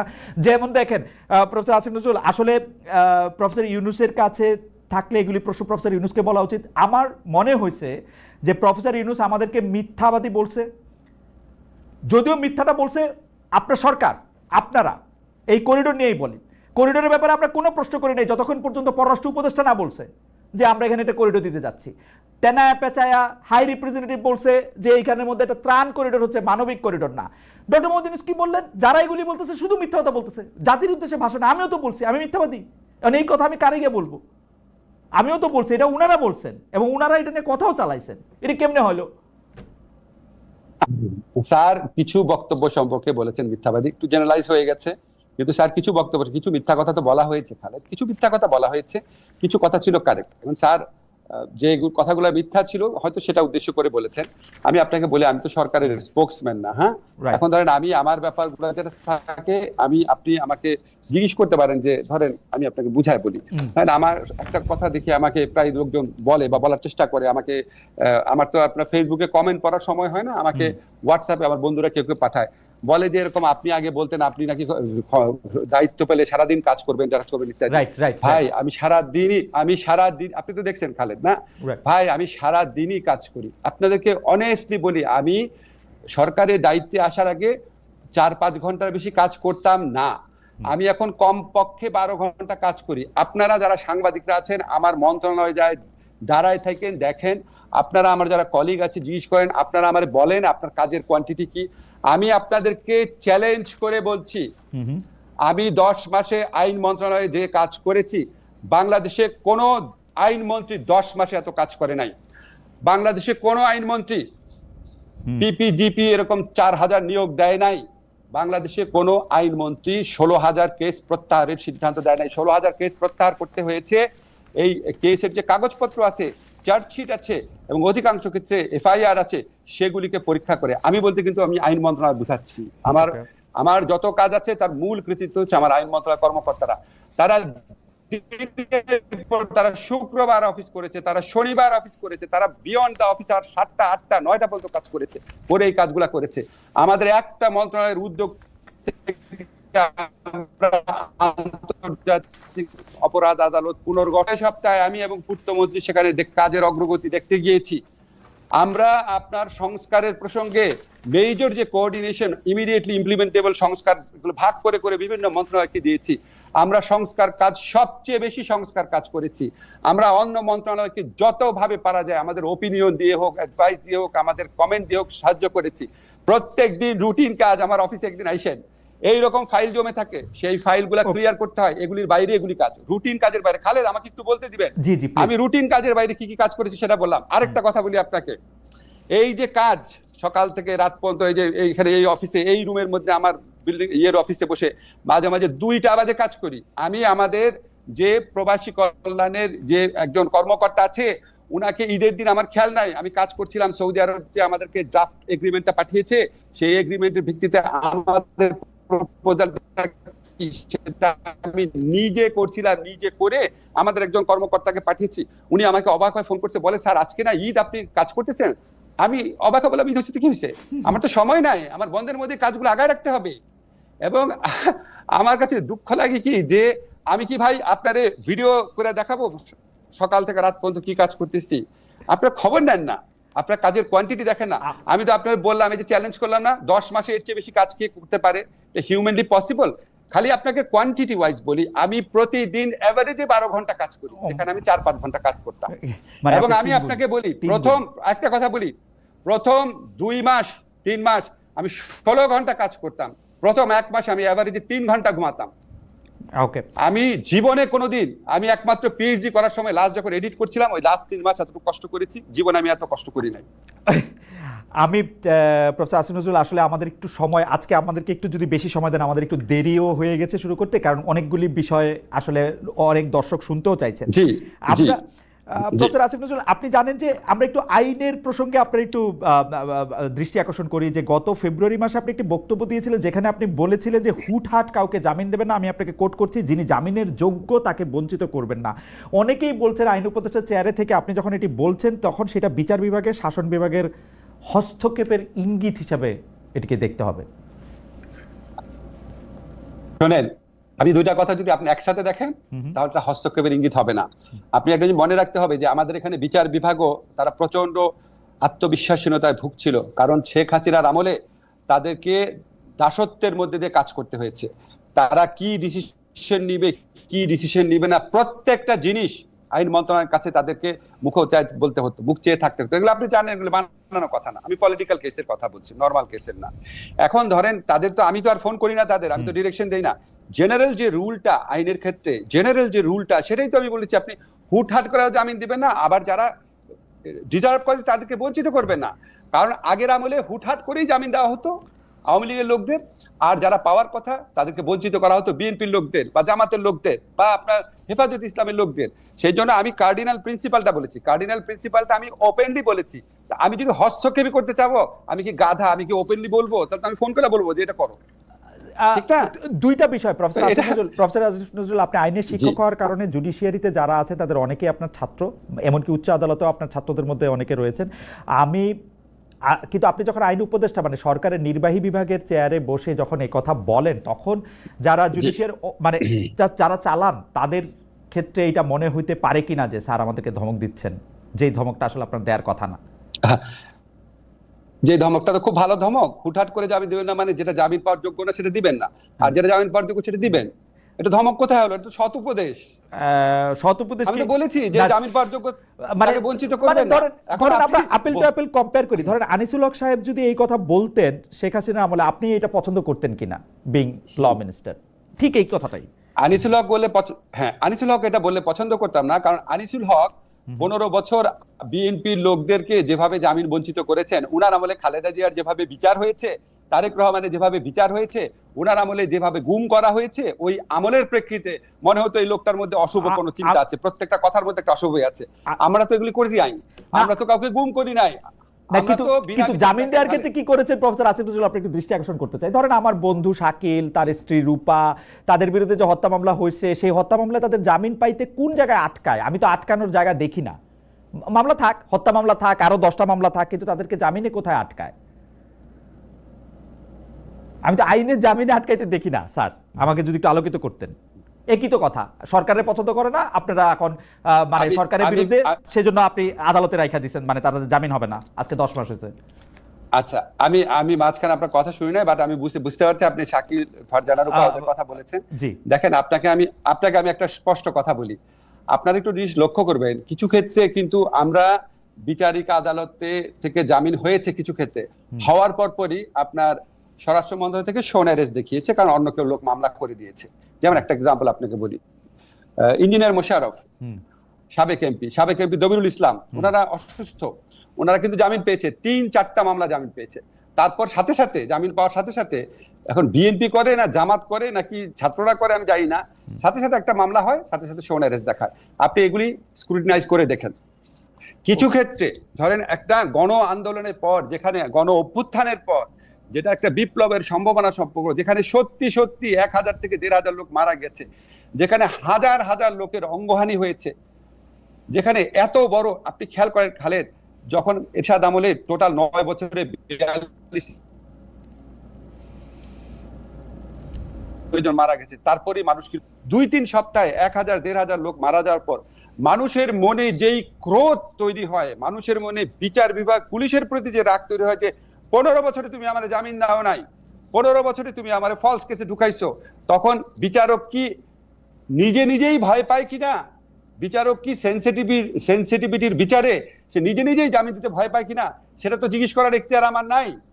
এগুলি অনেক কিছু ডাইমেনশন আছে। এই পরিস্থিতি বাংলাদেশে কখনো হয় নাই। আমি আপনাকে শুধু একটা তথ্য দেই, কারণ আমারও কিছু বন্ধু বান্ধব আছে যারা এখন সরকারি চাকরি করেন, তাদের একজন একজনের সঙ্গে পরিচয় করাই দিলেন, তিনি উত্তরাঞ্চলের একটি জেলা শহরের চিফ জুডিশিয়াল ম্যাজিস্ট্রেট, আমাদের সমন্বয়কদের একজন, তাকে একটা ফোন করা ওইখান থেকে উদ্যোগ করায় নিয়ে আসছেন। এই হচ্ছে গল্প।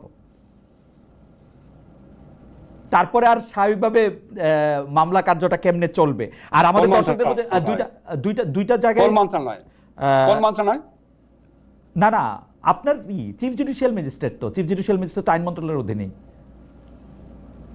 অসম্ভব, অসম্ভব কোন সমন্বয়কের ফোনে চিফ জুডিশিয়াল ম্যাজিস্ট্রেট চেঞ্জ করব। পরীক্ষা নিয়ে পরীক্ষা হয়তো আপনার অজান্তেও হইতে পারে, আমি জানি না তাকে অসম্ভব হতে পারে, আমি জানি না, কিন্তু অসম্ভব। আচ্ছা, আপনি আমাকে এরকম চিনেন? আমি শেখ হাসিনাকে ভয় পাই না, একটা সমন্বয়ক বলবে আমি করে চেঞ্জ করে দিব।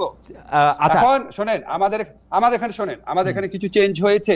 যেটা হয়েছে, আপনার স্থানীয় পর্যায়ে আইনজীবীদের সাথে খারাপ সম্পর্ক হয়ে গেছে, খুব খারাপ অবস্থা। কিছু কিছু বিচারক আছে, তারা ইনসিকিউর ফিল করেছে, বিকজ ওই এলাকায় তাদের জাজমেন্ট নিয়ে অনেক প্রশ্ন আছে, মানুষ ক্ষিপ্ত ছিল, তারা রিকোয়েস্ট করে জায়গা চেঞ্জ করেছে। আর কিছু কিছু বিচারকের বিরুদ্ধে প্রচন্ড অভিযোগ ছিল, তাদের ক্ষেত্রে জায়গা চেঞ্জ করা হয়েছে।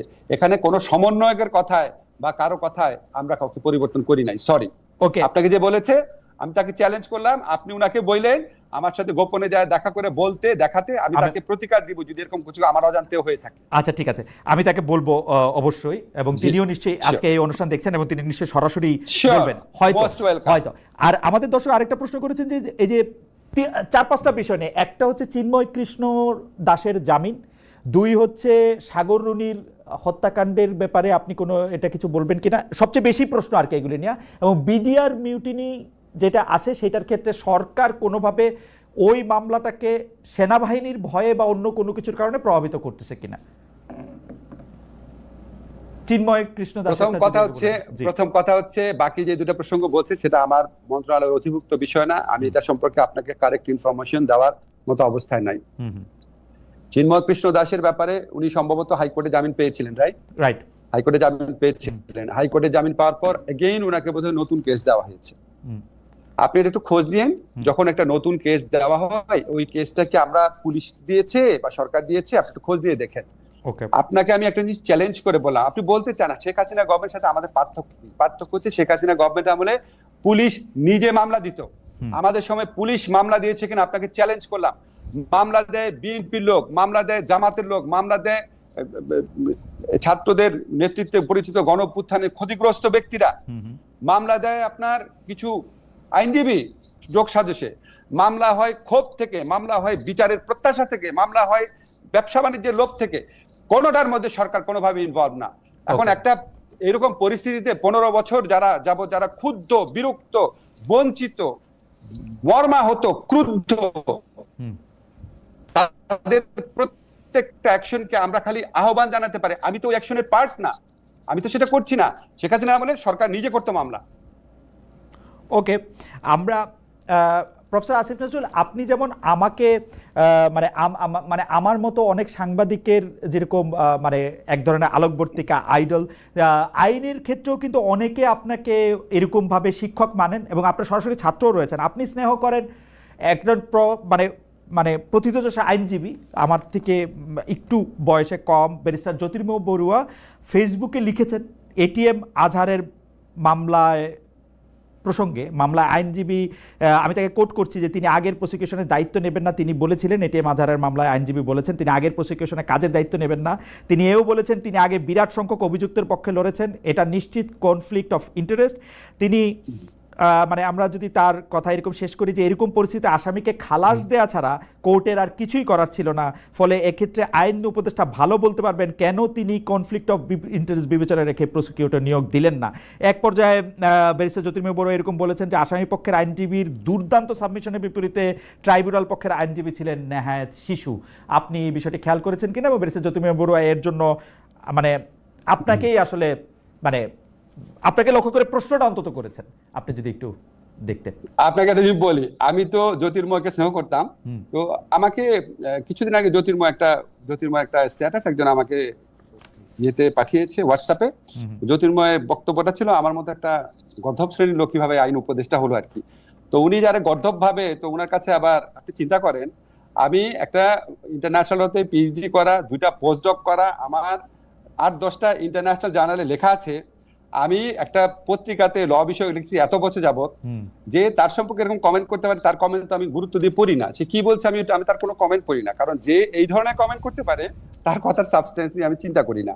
কিন্তু আমি এটা জানি, আমাকে প্রসিকিউশন টিমের থেকে ওরা একটা প্রতিবাদ লিপি দিয়েছে জ্যোতির্ময়ের এই ধরনের বক্তব্যের পর। তারা একটা প্রতিবাদ লিপি দিয়েছে, ওই প্রতিবাদ লিপিতে খুব শক্ত ভাষায় প্রত্যেকটা প্রশ্নের জবাব দেওয়া আছে। সেটা আমি আমার ফেসবুক পেজে শেয়ার করেছি, আপনি এটা দরকার হলে দেখে নিন। আমি তার কিছু পড়ি না, কারণ যেই লোকের প্রতি আমার রেসপেক্ট নাই আমি তার কোনো কিছু পড়ি না। আচ্ছা, ঠিক আছে, ফেয়ার এনাফ। আমি সম্প্রতি আপনি নিশ্চয়ই আপনি পড়ার সময় পেয়েছেন কিনা, সাংবাদিক ডেভিড বার্গম্যান প্রথম আলোতে লিখেছেন যে, কোট করছি, অনেকে আশা করেছিলেন যে আওয়ামী লীগের শাসনামলে বিস্তার লাভ করা যথেচ্ছ অন্যায়, আটক রাখার সংস্কৃতি, তাদের পতনের মধ্য দিয়ে এর অবসান ঘটবে। কিন্তু তার বদলে দেখা যাচ্ছে নতুন সরকার মুখে সংস্কারের যতই বুলি আওরাক, এই পুরনো দমনমূলক চর্চা থেকে বেরিয়ে আসতে চায় না। ফারজানা, রূপা এবং শাকিলের কথা আমি আগেই বলেছি, আবার পাশাপাশি এটা বলতে চাই অধ্যাপক আনোয়ারা বেগম, চিত্রনায়িকা নুসরাত ফারিয়া এবং নাম না জানা অনেক লোক এই আটক রাখার সংস্কৃতির শিকার হয়েছেন। আপনার কাছ থেকে জাস্ট দুই এক লাইনে একটা আপনি যে দুজনের নাম দিলেন, ওনাকে তো জামিনে মুক্ত হয়েছে, সাথে সাথে জামিনে মুক্ত হয়েছেন। এখন ধরেন আমি আপনাকে একটা ইন্টারেস্টিং কথা বলি, আমি যখন অ্যাক্টিভিস্ট ছিলাম আমি এক্স্যাক্টলি ডেভিডের মতোই লিখতাম। আমি অ্যাক্টিভিজম হচ্ছে একটা পার্ট, আর যখন আপনি একটা দায়িত্বে আসেন সেটা হচ্ছে অন্য পার্ট। একদম ধরেন মামলা যেমন দুই প্রতিপক্ষ থাকে না, সেরকম। তো আমি যখন এই সাইডে এসেছি তখন আমার কাছে মনে হচ্ছিল, আহারে অ্যাক্টিভিজম জীবনটা কত মধুর ছিল, খালি কমপ্লেইন করি, হাজার হাজার কোটি কোটি লোকের বাহবা পাওয়া যায়। আর এই জায়গায় আসলে অনেক কাজ করেও খালি নিন্দার সম্মুখীন হইতে হয়, আরো অনেক কাজ করার স্কোপ থাকে। এবং অ্যাক্টিভিজম আছে বলেই আমরা এই সরকারে যারা দায়িত্বে থাকে বা থাকবে তারা আরেকটু ভালো করে কাজ করার সুবিধা পায়। কিন্তু অ্যাক্টিভিজম যেটা বলা হয় সেটা মানে সর্বাংশে ঠিক না। আমার মনে হয় আমরা যেহেতু মাঝখান থেকে বিষয়টা দেখি, আমরা এটা খুব ভালো আসলে বুঝতে পারি। আপনার এই কথাটা একদম হিরণময়, যে আসলে কাজ করলেই আসলে অনেক সমালোচনার মুখে পড়া যায়, এবং সমালোচনা করতে তো আসলে কাজ করা লাগে না, সমালোচনা করা খুব সহজ। আমরা একটু প্রবাসীদের প্রসঙ্গে আসি স্যার। খালেদ এক মিনিট আমি আপনাকে একটা কথা বলে নিই।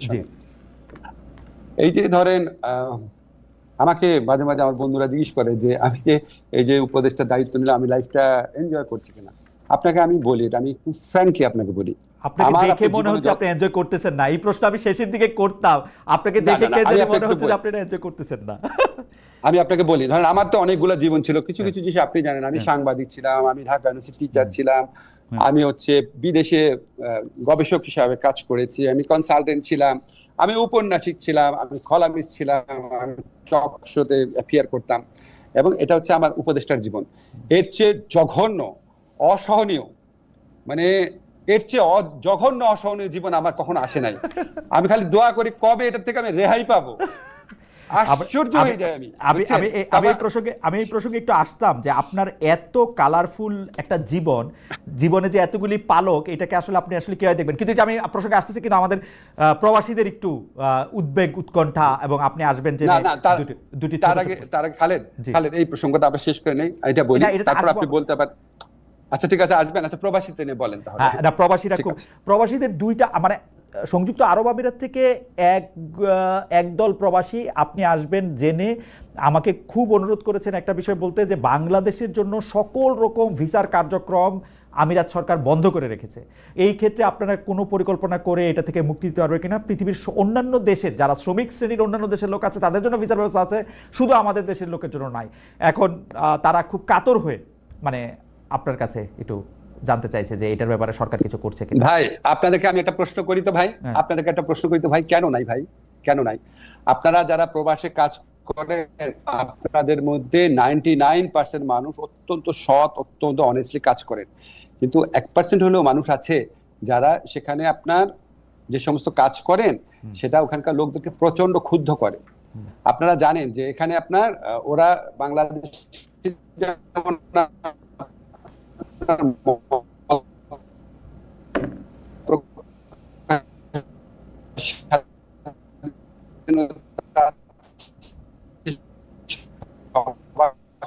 স্বাধীনতা আছে না, অন্য কিন্তু 1% লোকের কথা বলছি না, 1% লোক করে তারা কষ্টকর। আমরা তো অনেক চেষ্টা করছি। ধরেন আমি আপনাকে বলি, আমি এগুলি কথা যদি বলি মনে হবে সারাক্ষণ নিজের কথাই নিজে বলতেছি। আমি যে সৌদি মন্ত্রীর সাথে, শ্রম মন্ত্রীর সাথে লাস্ট দেখা করলাম, উনি আমাকে বললো তুমি প্রথম মিটিং একটা জিনিস চেয়েছিলে, সেটা আমরা করে দিয়েছি, তোমাদের যারা নারী শ্রমিক আছে, যারা ইররেগুলার, তাদেরকে রেগুলারাইজ করার ব্যবস্থা করেছি।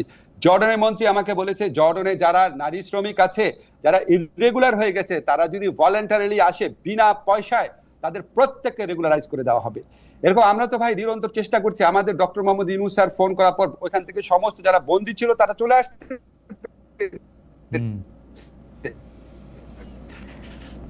কিন্তু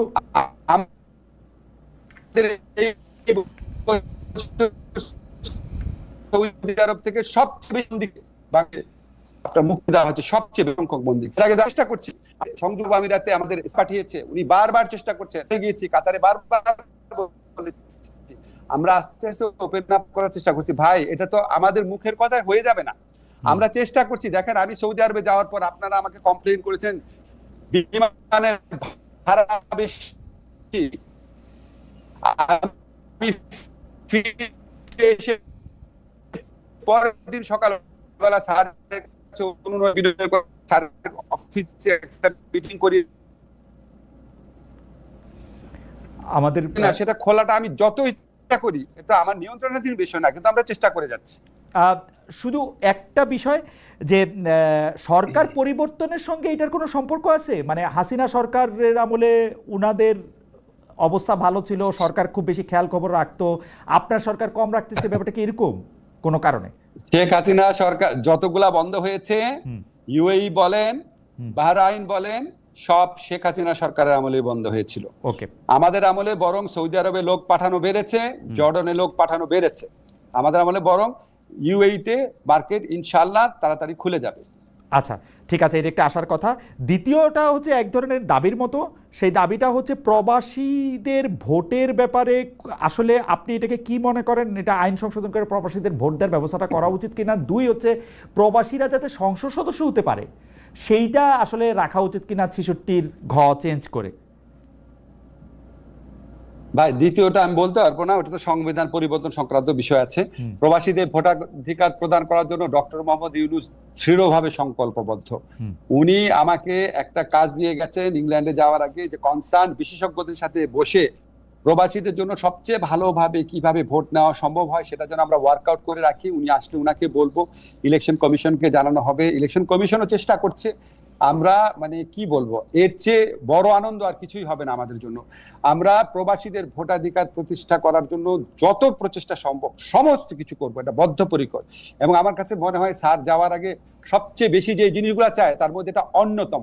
ইনশাআল্লাহ এটা আমরা করতে পারবো। আমি যেহেতু একটু প্রবাসে থাকি, আমাকে কিন্তু এই যে অনেকে বলতে থাকেন যে আমরা যেহেতু 27 বিলিয়ন ডলার যেহেতু রেমিটেন্স হিসেবে বাংলাদেশে যায়, এটা নিশ্চয়ই আরো বাড়বে, আরো আকর্ষণ সৃষ্টি হবে বাংলাদেশটা ওর পরবর্তী জেনারেশনের কাছে আকর্ষণীয় করার জন্য। আপনারা এটা নিয়ে কখনো ভাববেন কিনা যে ওনারা যাতে রাজনীতিতে প্রত্যক্ষভাবে আসতে পারে, যারা আসতে চান দ্বৈত নাগরিকদের মধ্যে কেউ? যারা আসতে চান ওনারা তো আসতে পারছেন, সমস্যা হচ্ছে না তো। এই যে দ্বৈত নাগরিকত্ব থাকলে সংসদ হওয়া যায় না, যে সংসদ সদস্য হওয়া যায় না, যে 66(2) গ, এটা অনেক বড় সাংবিধানিক প্রশ্ন, এটা আপনার রাজনৈতিক ঐক্যমত ছাড়া সম্ভব না। ওকে, এটা নিয়ে আমরা সিরিয়াসলি চিন্তা করি না। আপনারা বলেছেন ঠিক আছে, আমি এটা কথা বলে দেখবো কিছু করার স্কোপ আছে নাকি আমার। আচ্ছা ঠিক আছে। আমার একটা এটা এটা এটা এটা হচ্ছে যে আপনার যেহেতু ক্ষুরোধার, আমি এটাকে কি বলবো, রাজনৈতিক বিশ্লেষক হিসাবে আপনি অনেক দূর দেখতে পান, সেই জন্য আমি আপনার কাছ থেকে একটু এই বিষয়টা একটু জানতে চাইবো যে অনেকে বলতেছে যে এই প্রফেসর ইউনূসের সঙ্গে জনাব তারেক রহমানের যে সম্ভাব্য বৈঠক, মানে বৈঠকটা আসলে এখন ঘোষণাই করা হয়ে গেছে, সম্ভাব্য আমি বলবো না, সম্ভাব্য যে আলোচ্য, সেইটার সফলতার উপর বাংলাদেশের রাজনীতির বা মাঠের উত্তাপ প্রশমনের এবং রাজনীতিটার একটা দিক ঠিক হওয়ার একটা বড় সম্পর্ক আছে। আপনিও কি তাই মনে করেন কিনা? এবং যদি আপনি তাই মনে করেন, তাইলে কি মানে এই ক্ষেত্রে নির্বাচনের ডেটে আপনি পরিবর্তন দেখেন কিনা? মানে April two February, February to December, মানে উনিও 2 মাস আগাইলেন, উনি 2 মাস পিছাইলেন, এরকম কিছু দেখেন কিনা? আমি মনে করি অবশ্যই এটা অত্যন্ত গুরুত্বপূর্ণ ভূমিকা। আপনি দেখেন পাবলিক স্ফিয়ারে বিএনপিকে অনেকভাবে অনেক সমালোচনা করা হয়। আমি কয়েকটা জিনিস আপনাকে বলি। আমরা যখন রাজনৈতিক দলগুলোর সাথে মিটিংয়ে বসি, আপনার কি বিশ্বাস হবে আমরা বিএনপির 2 জন ডাকলে জামাতেরও 2 জন ডাকি, এনসিপিরও 2 জন ডাকি। এমনকি এমন প্রোগ্রাম আছে যেখানে গণতান্ত্রিক বাম মঞ্চ যে মান্না ভাইদের, সেখান থেকে দাওয়াত পেয়েছে 3 জন, বিএনপি থেকে দাওয়াত পেয়েছে 2 জন। বিএনপি এগুলি নিয়ে কোনোদিন কমপ্লেইন করে নাই। বিএনপি প্রত্যেকটা সংস্কারের মিটিং এ সবচেয়ে বেশি অংশগ্রহণ করেছে বিএনপি, 3 দিন টানা অংশগ্রহণ করেছে। অধিকাংশ আপনি দেখবেন কেউ ফটো কার্ড বানায় বিএনপিকে ভিলেনাইজ করার চেষ্টা করা হয়, অধিকাংশ সংস্কার প্রস্তাব তারা রাজি হয়েছে, কিছু কিছু ফরম্যাটের তাদের আপত্তি রয়েছে। তো এই সমস্ত পরিপ্রেক্ষিতে আর বিএনপির যে জনপ্রিয়তা, সেই পরিপ্রেক্ষিতে আমি তো মনে করি যে বিএনপির মতো একটা দলের মানে উনি সবচেয়ে প্রধান নেতা এখন, যেহেতু বেগম জিয়া এখন ওইভাবে কাজ করছেন না, তো উনার সাথে বৈঠকটা তো অত্যন্ত গুরুত্বপূর্ণ। সেখানে যে দূরত্বটা আছে, সেখানে কয়েকটা জিনিস আপনি পজিটিভ দিক থেকে দেখেন। নির্বাচনের সম্ভাব্য লাস্ট ডেট ছিল 30 জুন, সেখান থেকে প্রায় 1.5 মাস এগিয়ে এসেছে, ঠিক আছে, এটা একটা পজিটিভ দিক। সেকেন্ড দিক হচ্ছে একটা ডেট ঘোষণা করা হয়েছে, ফার্স্ট 15 days of এপ্রিল। এখন ধরেন এইটুক পজিটিভ যদি হয়, এখন যদি আমি তো মনে করি এখন বাংলাদেশের রাজনীতিতে প্রধান যে 3টা স্টেক হোল্ডার আছে, বিএনপি, জামাত এবং ছাত্রদের দল এনসিপি, এটার মধ্যে যদি অন্তত 2টা দল একসাথে একটা ধরেন মিলে স্যারের কাছে বলে বা কনভিন্স করার চেষ্টা করে যে আপনি ফেব্রুয়ারিতে ইলেকশন দেন বা রোজার আগে ইলেকশন দেন, তখন হয়তো সরকারের পক্ষে হয়তো পুনর্বিবেচনা করার হয়তো সুযোগ সৃষ্টি হবে, বা হয়তো অন্যান্য কনসিডারেশন আছে। বিকজ এই ডেটটা মেইনলি, এটা তো এত গুরুত্বপূর্ণ সিদ্ধান্ত তো স্যার নেয়, স্যার আমাদের বিভিন্ন ব্যাপারে অভিমত নিয়েছে। তো ওই যদি আপনার শোনেন, আমার কাছে না ইলেকশনটা ফেব্রুয়ারিতে হবে নাকি এপ্রিলের 5-6 তারিখে হবে, তার চেয়ে অনেক ইম্পর্টেন্ট হচ্ছে যে এটা যে এপ্রিলের প্রথমার্ধে বলেছে, এটা থেকে এক দিনও যেন না পিছায়, একটা নাম্বার। 2 নাম্বার হচ্ছে ইলেকশনটা যেন অত্যন্ত অবাধ, সুষ্ঠু, নিরপেক্ষ হয়। যদি এই 2টা জিনিস এনশিওর করা যায়, তাহলে এই 1.5 মাসের সময়ের পার্থক্য খুব বড় কিছু হবে না। এপ্রিলে রাখলেও সমস্যা হবে না, ফেব্রুয়ারিতে আনলেও সমস্যা হবে না। এখন এই জিনিসটা আমরা সবাই মিলে বুঝে, আমরা এত স্ট্রাগলের পথ একসাথে আসছি, এই পথটুকু যদি আমরা একসাথে যেতে পারি, সেটা আমার মানে ব্যক্তি আসিফ নজরুল সাহেবের প্রত্যাশা থাকবে। প্রফেসর আসিফ নজরুল, আমাদের শেষ প্রসঙ্গ, এবার একটু আপনার বিষয়ে আমরা একটু কথা বলতে চাই। আপনি আসলে অনেক ব্যস্ত থাকার কারণে সোশ্যাল মিডিয়ায় সময় দিতে পারেন না হয়তো বেশি খুব একটা। আপনি খেয়াল করলে দেখবেন আপনাকে নিয়ে প্রফেসর ইউনূসের পর আপনি হচ্ছেন সবচেয়ে বেশি মোস্ট টকড পারসন ইন, মানে সবচেয়ে বেশি কথা বলার লোক হচ্ছেন আপনি, যে যাকে নিয়ে কথা হয়, এবং সুন্দর সুন্দর ট্রলও হয় আপনাকে নিয়ে।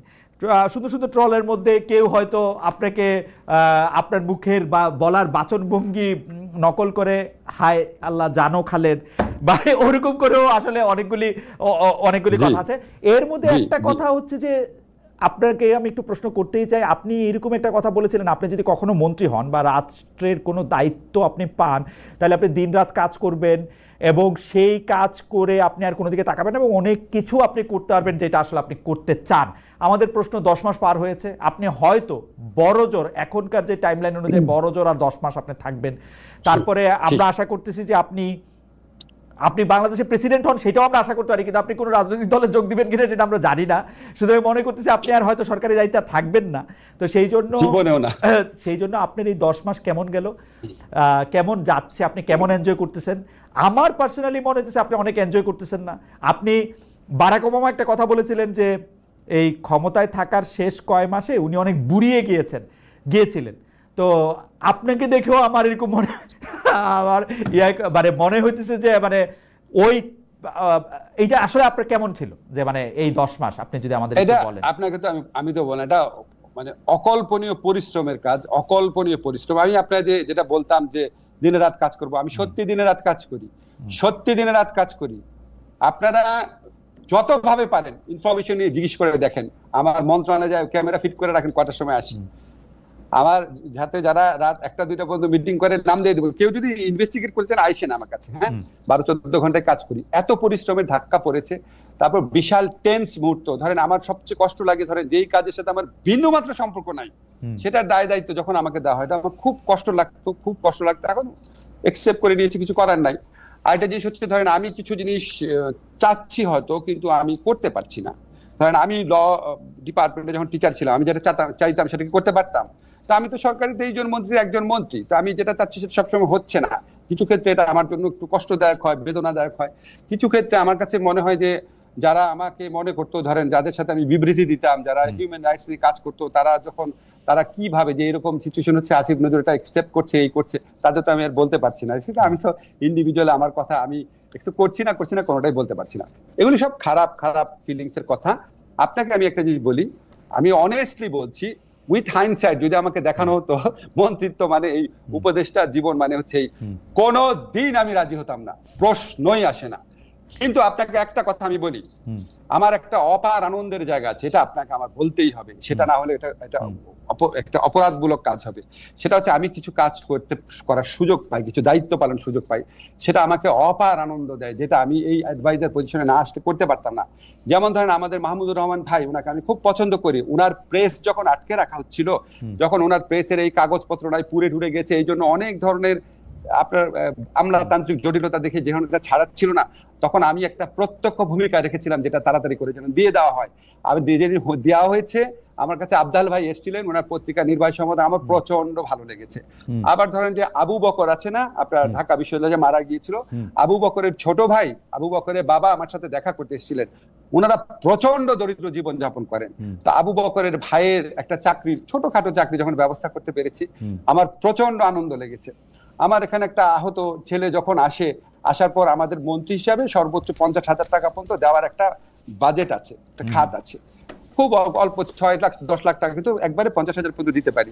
সেরকম আপনার যখন কাউকে দিতে পারি তখন খুব ভালো লাগে, কারণ কাউকে 50,000 টাকা একবারে দেওয়ার সামর্থ্য আমার কোনোদিনও ছিল না, ভবিষ্যতে কখনো হবে না, কখনোই হবে না।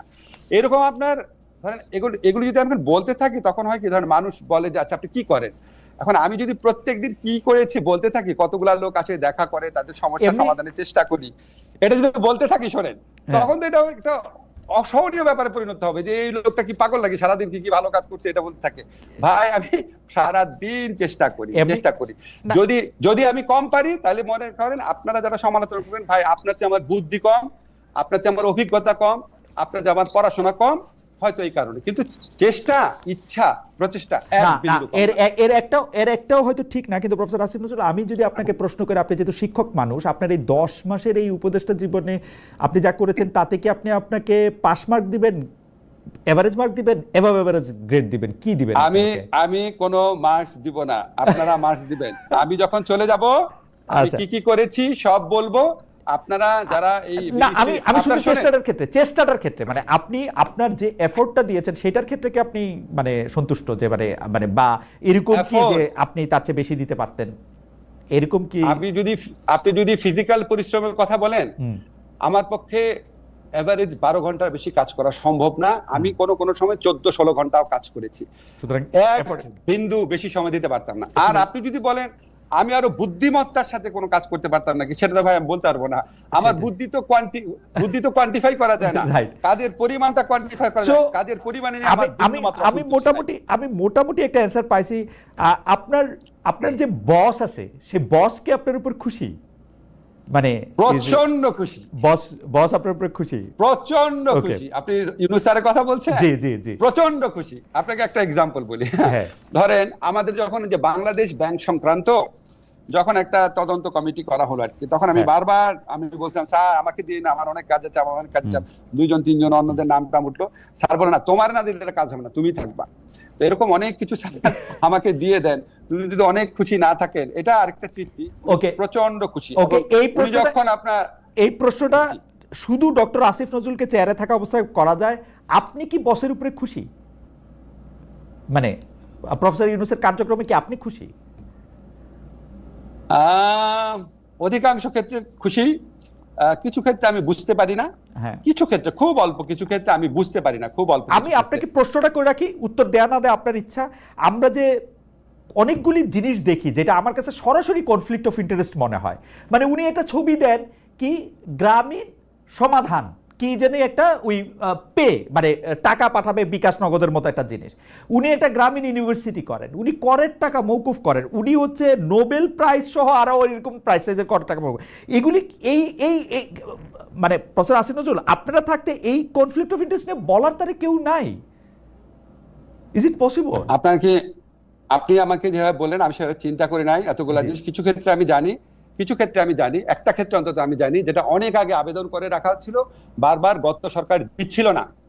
দিচ্ছিল না দেখে নর্মাল প্রসেস এটা হয়েছে, এটা অনেক আগে আবেদন করা হয়েছে। আপনাকে একটা কথা বলি, কারণ খালেদা জিয়ার জামিন সবগুলা হয়ে গেল, তো এটাও তো আপনার দীর্ঘদিন যাবত হচ্ছিল না। এখন যখন দীর্ঘদিন যাবত একটা জিনিস আটকে রাখা হয়, তারপর যখন এটা রেগুলারাইজ করার সুযোগ হয়, তখন একসাথে হয়ে যায়, তখন এগুলি মনে হয় যেটা হয়তো দৃষ্টিকটু, কিন্তু হয়তো এগুলি অনেক আগে ডিজার্ভিং ছিল। একটা ক্ষেত্রে আমি নিশ্চিতভাবে জানি, বাকিগুলো জানি না, অনেক আগে ডিজার্ভিং ছিল, অনেক আগে আবেদন করা হয়েছিল, অনেক প্রতিবন্ধকতা সৃষ্টি করে আটকে রাখা হয়েছিল। এখন এটা আটকে রাখে নাই, নর্মাল প্রসেস হয়েছে, এখন আটকে রাখবে কারণ তো কারোটাই আটকে রাখা হচ্ছে না। কাজে আপনারা যখন এরকম সমালোচনা করবেন, আমার মনে একটুখানি ভিতরে তথ্য জেনে, ধরেন গ্রামীণ বিশ্ববিদ্যালয় কত বছর আটকে ছিল জেনে নিয়ে করলে ভালো হয়। আমি আপনাকে ভিতরের তথ্য নিয়ে আমি আপনার সাথে আরেকদিন নিশ্চয়ই আমরা বসবো। যেমন গ্রামীণের এটা আটকে ছিল, এটা আটকে থাকা বলে না, এরকম আরো 10টা কোম্পানি আমি নিজেও করতে চাই গ্রামীণ সমাধান। এটা হচ্ছে যে একটা মানে এর চেয়ে ভালো জিনিস আর হইতে পারে না স্যার। একটা গ্রামীণ সমাধানের লাইসেন্স যদি আপনি আমাকে দেন, এর চেয়ে ভালো জিনিস আর হইতে পারে না। আপনি আমাকে একটা দেন, এখন আপনি বলবেন তো যে উনার মানে মানে আমি জানি না, একটা গ্রামীণ ইউনিভার্সিটি আপনি, আমি আপনাকে চিনি স্যার, আমি আপনাকে চিনি স্যার, আপনি জীবনে এটা করতে পারতেন না। I know. আমি আপনাকে বলি না, আমি তো এন্টারপ্রেনার না, আমি আপনাকে বলি যে জিনিসটা আমি জানি না, তাও আমার বসের সম্পর্কে আমার অত্যন্ত শ্রদ্ধেয়, আমারও অত্যন্ত শ্রদ্ধেয়, কিন্তু আমারও অত্যন্ত শ্রদ্ধেয়, আমাকে উনি ভালোবাসেন কিন্তু, মানে প্রফেসর আসিফ নজরুল আপনি জানেন আমাকে উনি ভালোবাসেন কিন্তু, মানে আমিও ওনাকে অনেক শ্রদ্ধা করি। আমি যেহেতু জিনিসগুলো বেশি জানি না, কাজে আপনি এটা আমাকে জিজ্ঞেস করা অনুচিত হবে। আপনি যদি আমাকে বলেন যে ইউনুস স্যারের ব্যাপারে নিয়ে আমাদের প্রশ্ন করবেন, স্যারের অনুমতি নেই, স্যার যদি আমাকে অনুমতি নেয় আমি আরেকটা প্রোগ্রামে আসবো। আরেকটা কথা আপনাকে বলি, আচ্ছা আরেকটা কথা আপনাকে বলি, একটা মিনিট বলেন। ধরেন আমি কোনো এন্টারপ্রেনার না, ফলে আমার তো কোনো কিছু পাওয়ার কথা না, কিন্তু আমি আপনাকে একটা জিনিস বলে রাখি, আমার এই 10 মাসের উপদেষ্টা জীবনে আমার ভাই বোন আত্মীয় স্বজন একটা মানুষ মিনিমামতম কোনো আনুকূল্য পায় নাই, বরং আমার যে আপন দুলাভাই সে সুপ্রিম কোর্টের বিল্ডিং এ যেই জায়গায় বসতো সেখান থেকে তারা উঠায় দেওয়া হয়েছে, ঠিক আছে, সেখান থেকে স্থানচ্যুত হয়েছে। এবং আমি মানে আপনাকে কি বলবো আর কি, এটা হচ্ছে আমার প্রিন্সিপাল। এখন আমি তো আর এন্টারপ্রেনার না, এন্টারপ্রেনার যদি হইতাম, ধরেন আমি যদি একটা খুব জনকল্যাণমূলক একটা প্রজেক্ট থাকতো, আমি হয়তো চেষ্টা করতাম জনকল্যাণমূলক প্রজেক্ট, আমার নিজস্ব স্বার্থ নাই সেটাকে দেখার জন্য, কিন্তু আমার তো সেটা নাই, ফলে আমি বলতে পারছি না। কিন্তু ব্যক্তিগতভাবে আপনাকে বলতে পারি, আমার মিনিমামতম আত্মীয় স্বজন বন্ধু বান্ধব, কুমিল্লা বাড়ি, আমার লালবাগের বাড়ি, ঢাকা ইউনিভার্সিটি, কোনো ক্ষেত্রে আমার কোন রকম স্বজন প্রীতি আমি করিনি। এবং আমার আরেকটু বলি, আমার জানা মতে যেসব উপদেষ্টারা আমার সাথে ঘনিষ্ঠ, যারা ঘনিষ্ঠ আমার জানা মতে তারা কেউ করে নাই আমার জানা মতে। আচ্ছা স্বজন প্রীতি আপনি কিরকম বলবেন, মানে ধরেন ভাইয়ের ছেলেকে প্রেস উইং এ নিয়োগ দেয়া কি স্বজন প্রীতি? ওয়েল, যদি সেটা আপনার যোগ্য হয়, এটা অন্য বিবেচনা থাকতে পারে। আপনি তো স্বজন প্রীতি ডেফিনিশন প্রীতি সব জায়গাতে একরকম হয় না, আপনি যে কোনো জিনিসের সংজ্ঞা সবার কাছে একরকম হয় না। এখন যদি কারো কাছে মনে হয় যে না সে ডিজার্ভিং এবং সে প্রপার প্রসেসের মধ্যে দিয়ে আসছে, হতে পারে। আবার কারো কাছে মনে হতে পারে না ডিজার্ভিং হলেও প্রপার প্রসেসের মধ্যে হলেও আমি নিব না। কেউ কেউ হয়তো সমালোচনার ভয় করে, কেউ কেউ যদি মনে করে যে আমি যেহেতু ভালো কাজ করছি আমি সমালোচনাকে কেয়ার করব না, থাকতে পারে মানসিকতা। যথেষ্ট প্রশ্ন হয়েছে খালেদ। আচ্ছা ঠিক আছে, আমি আসলে এই প্রশ্নটা মানে আমি জানি যে আপনাকে করা, বাট ঘটনা হচ্ছে যে আমরা তো আসলে একটা অন্যরকম বাংলাদেশের একটা স্বপ্ন আপনারাই আমাদেরকে দেখাইছিলেন, মানে প্রফেসর আসিফ নজরুলের জন্য, প্রফেসর ডক্টর মোহাম্মদ ইউনূসের জন্য আমরা একটা অন্যরকম বাংলাদেশের স্বপ্ন দেখছিলাম, যেই স্বপ্নটা বাস্তবায়ন করতে আমাদের সাহায্য করছে হচ্ছে আমাদের ছাত্ররা, আমাদের বাচ্চারা। তো আমরা এই স্বপ্নটা যাতে আর দেখতে পারি, সেই দেখে যেতে পারি। আমি আর প্রশ্ন করতে চাই না, আপনি যদি আমাদের উদ্দেশ্যে আর কিছু বলেন আমরা শেষ করি অনুষ্ঠান। তাহলে আজকে আপনাকে অনেক ধন্যবাদ, অনেকগুলি প্রশ্ন আসলে করছি, সেই প্রশ্ন কিছু হয়তো আপনাকে মানে সেই না, ঠিক আছে, সেই স্বপ্নের কিছু লক্ষণ কিন্তু আছে। দেখেন, বাংলাদেশের ইতিহাসে এরকম হজ হয়েছে কখনো? বাংলাদেশের ইতিহাসে এরকম ঈদের মধ্যে আপনার হয়েছে যে দ্রব্যমূল্যের দাম বাড়েনি, রোজার মধ্যে দাম বাড়ে নাই? এত বড় একটা গণ অভ্যুত্থান হলো, কোনো এক্সচেঞ্জ রেট পরিবর্তন হয়নি। পৃথিবীর কয়টা দেশে হয়েছে? সংস্কারের কাজ হচ্ছে, 10-12টা ভালো ভালো আইন হয়েছে। আমাদের প্রবাসীদের জন্য একটা অত্যন্ত ইম্পর্টেন্ট কাজ হয়েছে, যেটা আপনার ওই যে আপনার অ্যাটর্নি করার ক্ষেত্রে আর কি, পাওয়ার অফ অ্যাটর্নি দেওয়ার ক্ষেত্রে অনেকগুলা কাজ হয়েছে। তো হয়তো আরো বেশি কাজ করা যেত। ইনশাআল্লাহ বাকি 10 মাস যেন আমরা আরো ভালো কাজ করতে পারি, দোয়া করবেন। আমাদের প্রচেষ্টা কোনো রকম ঘাটতি নাই। আর প্রফেসর আসিফ নজরুল মাননীয় আইন উপদেষ্টার কাছে আমি একটু অনুরোধ করে রাখি যে আমাদের আসলে সবসময় ইচ্ছা থাকে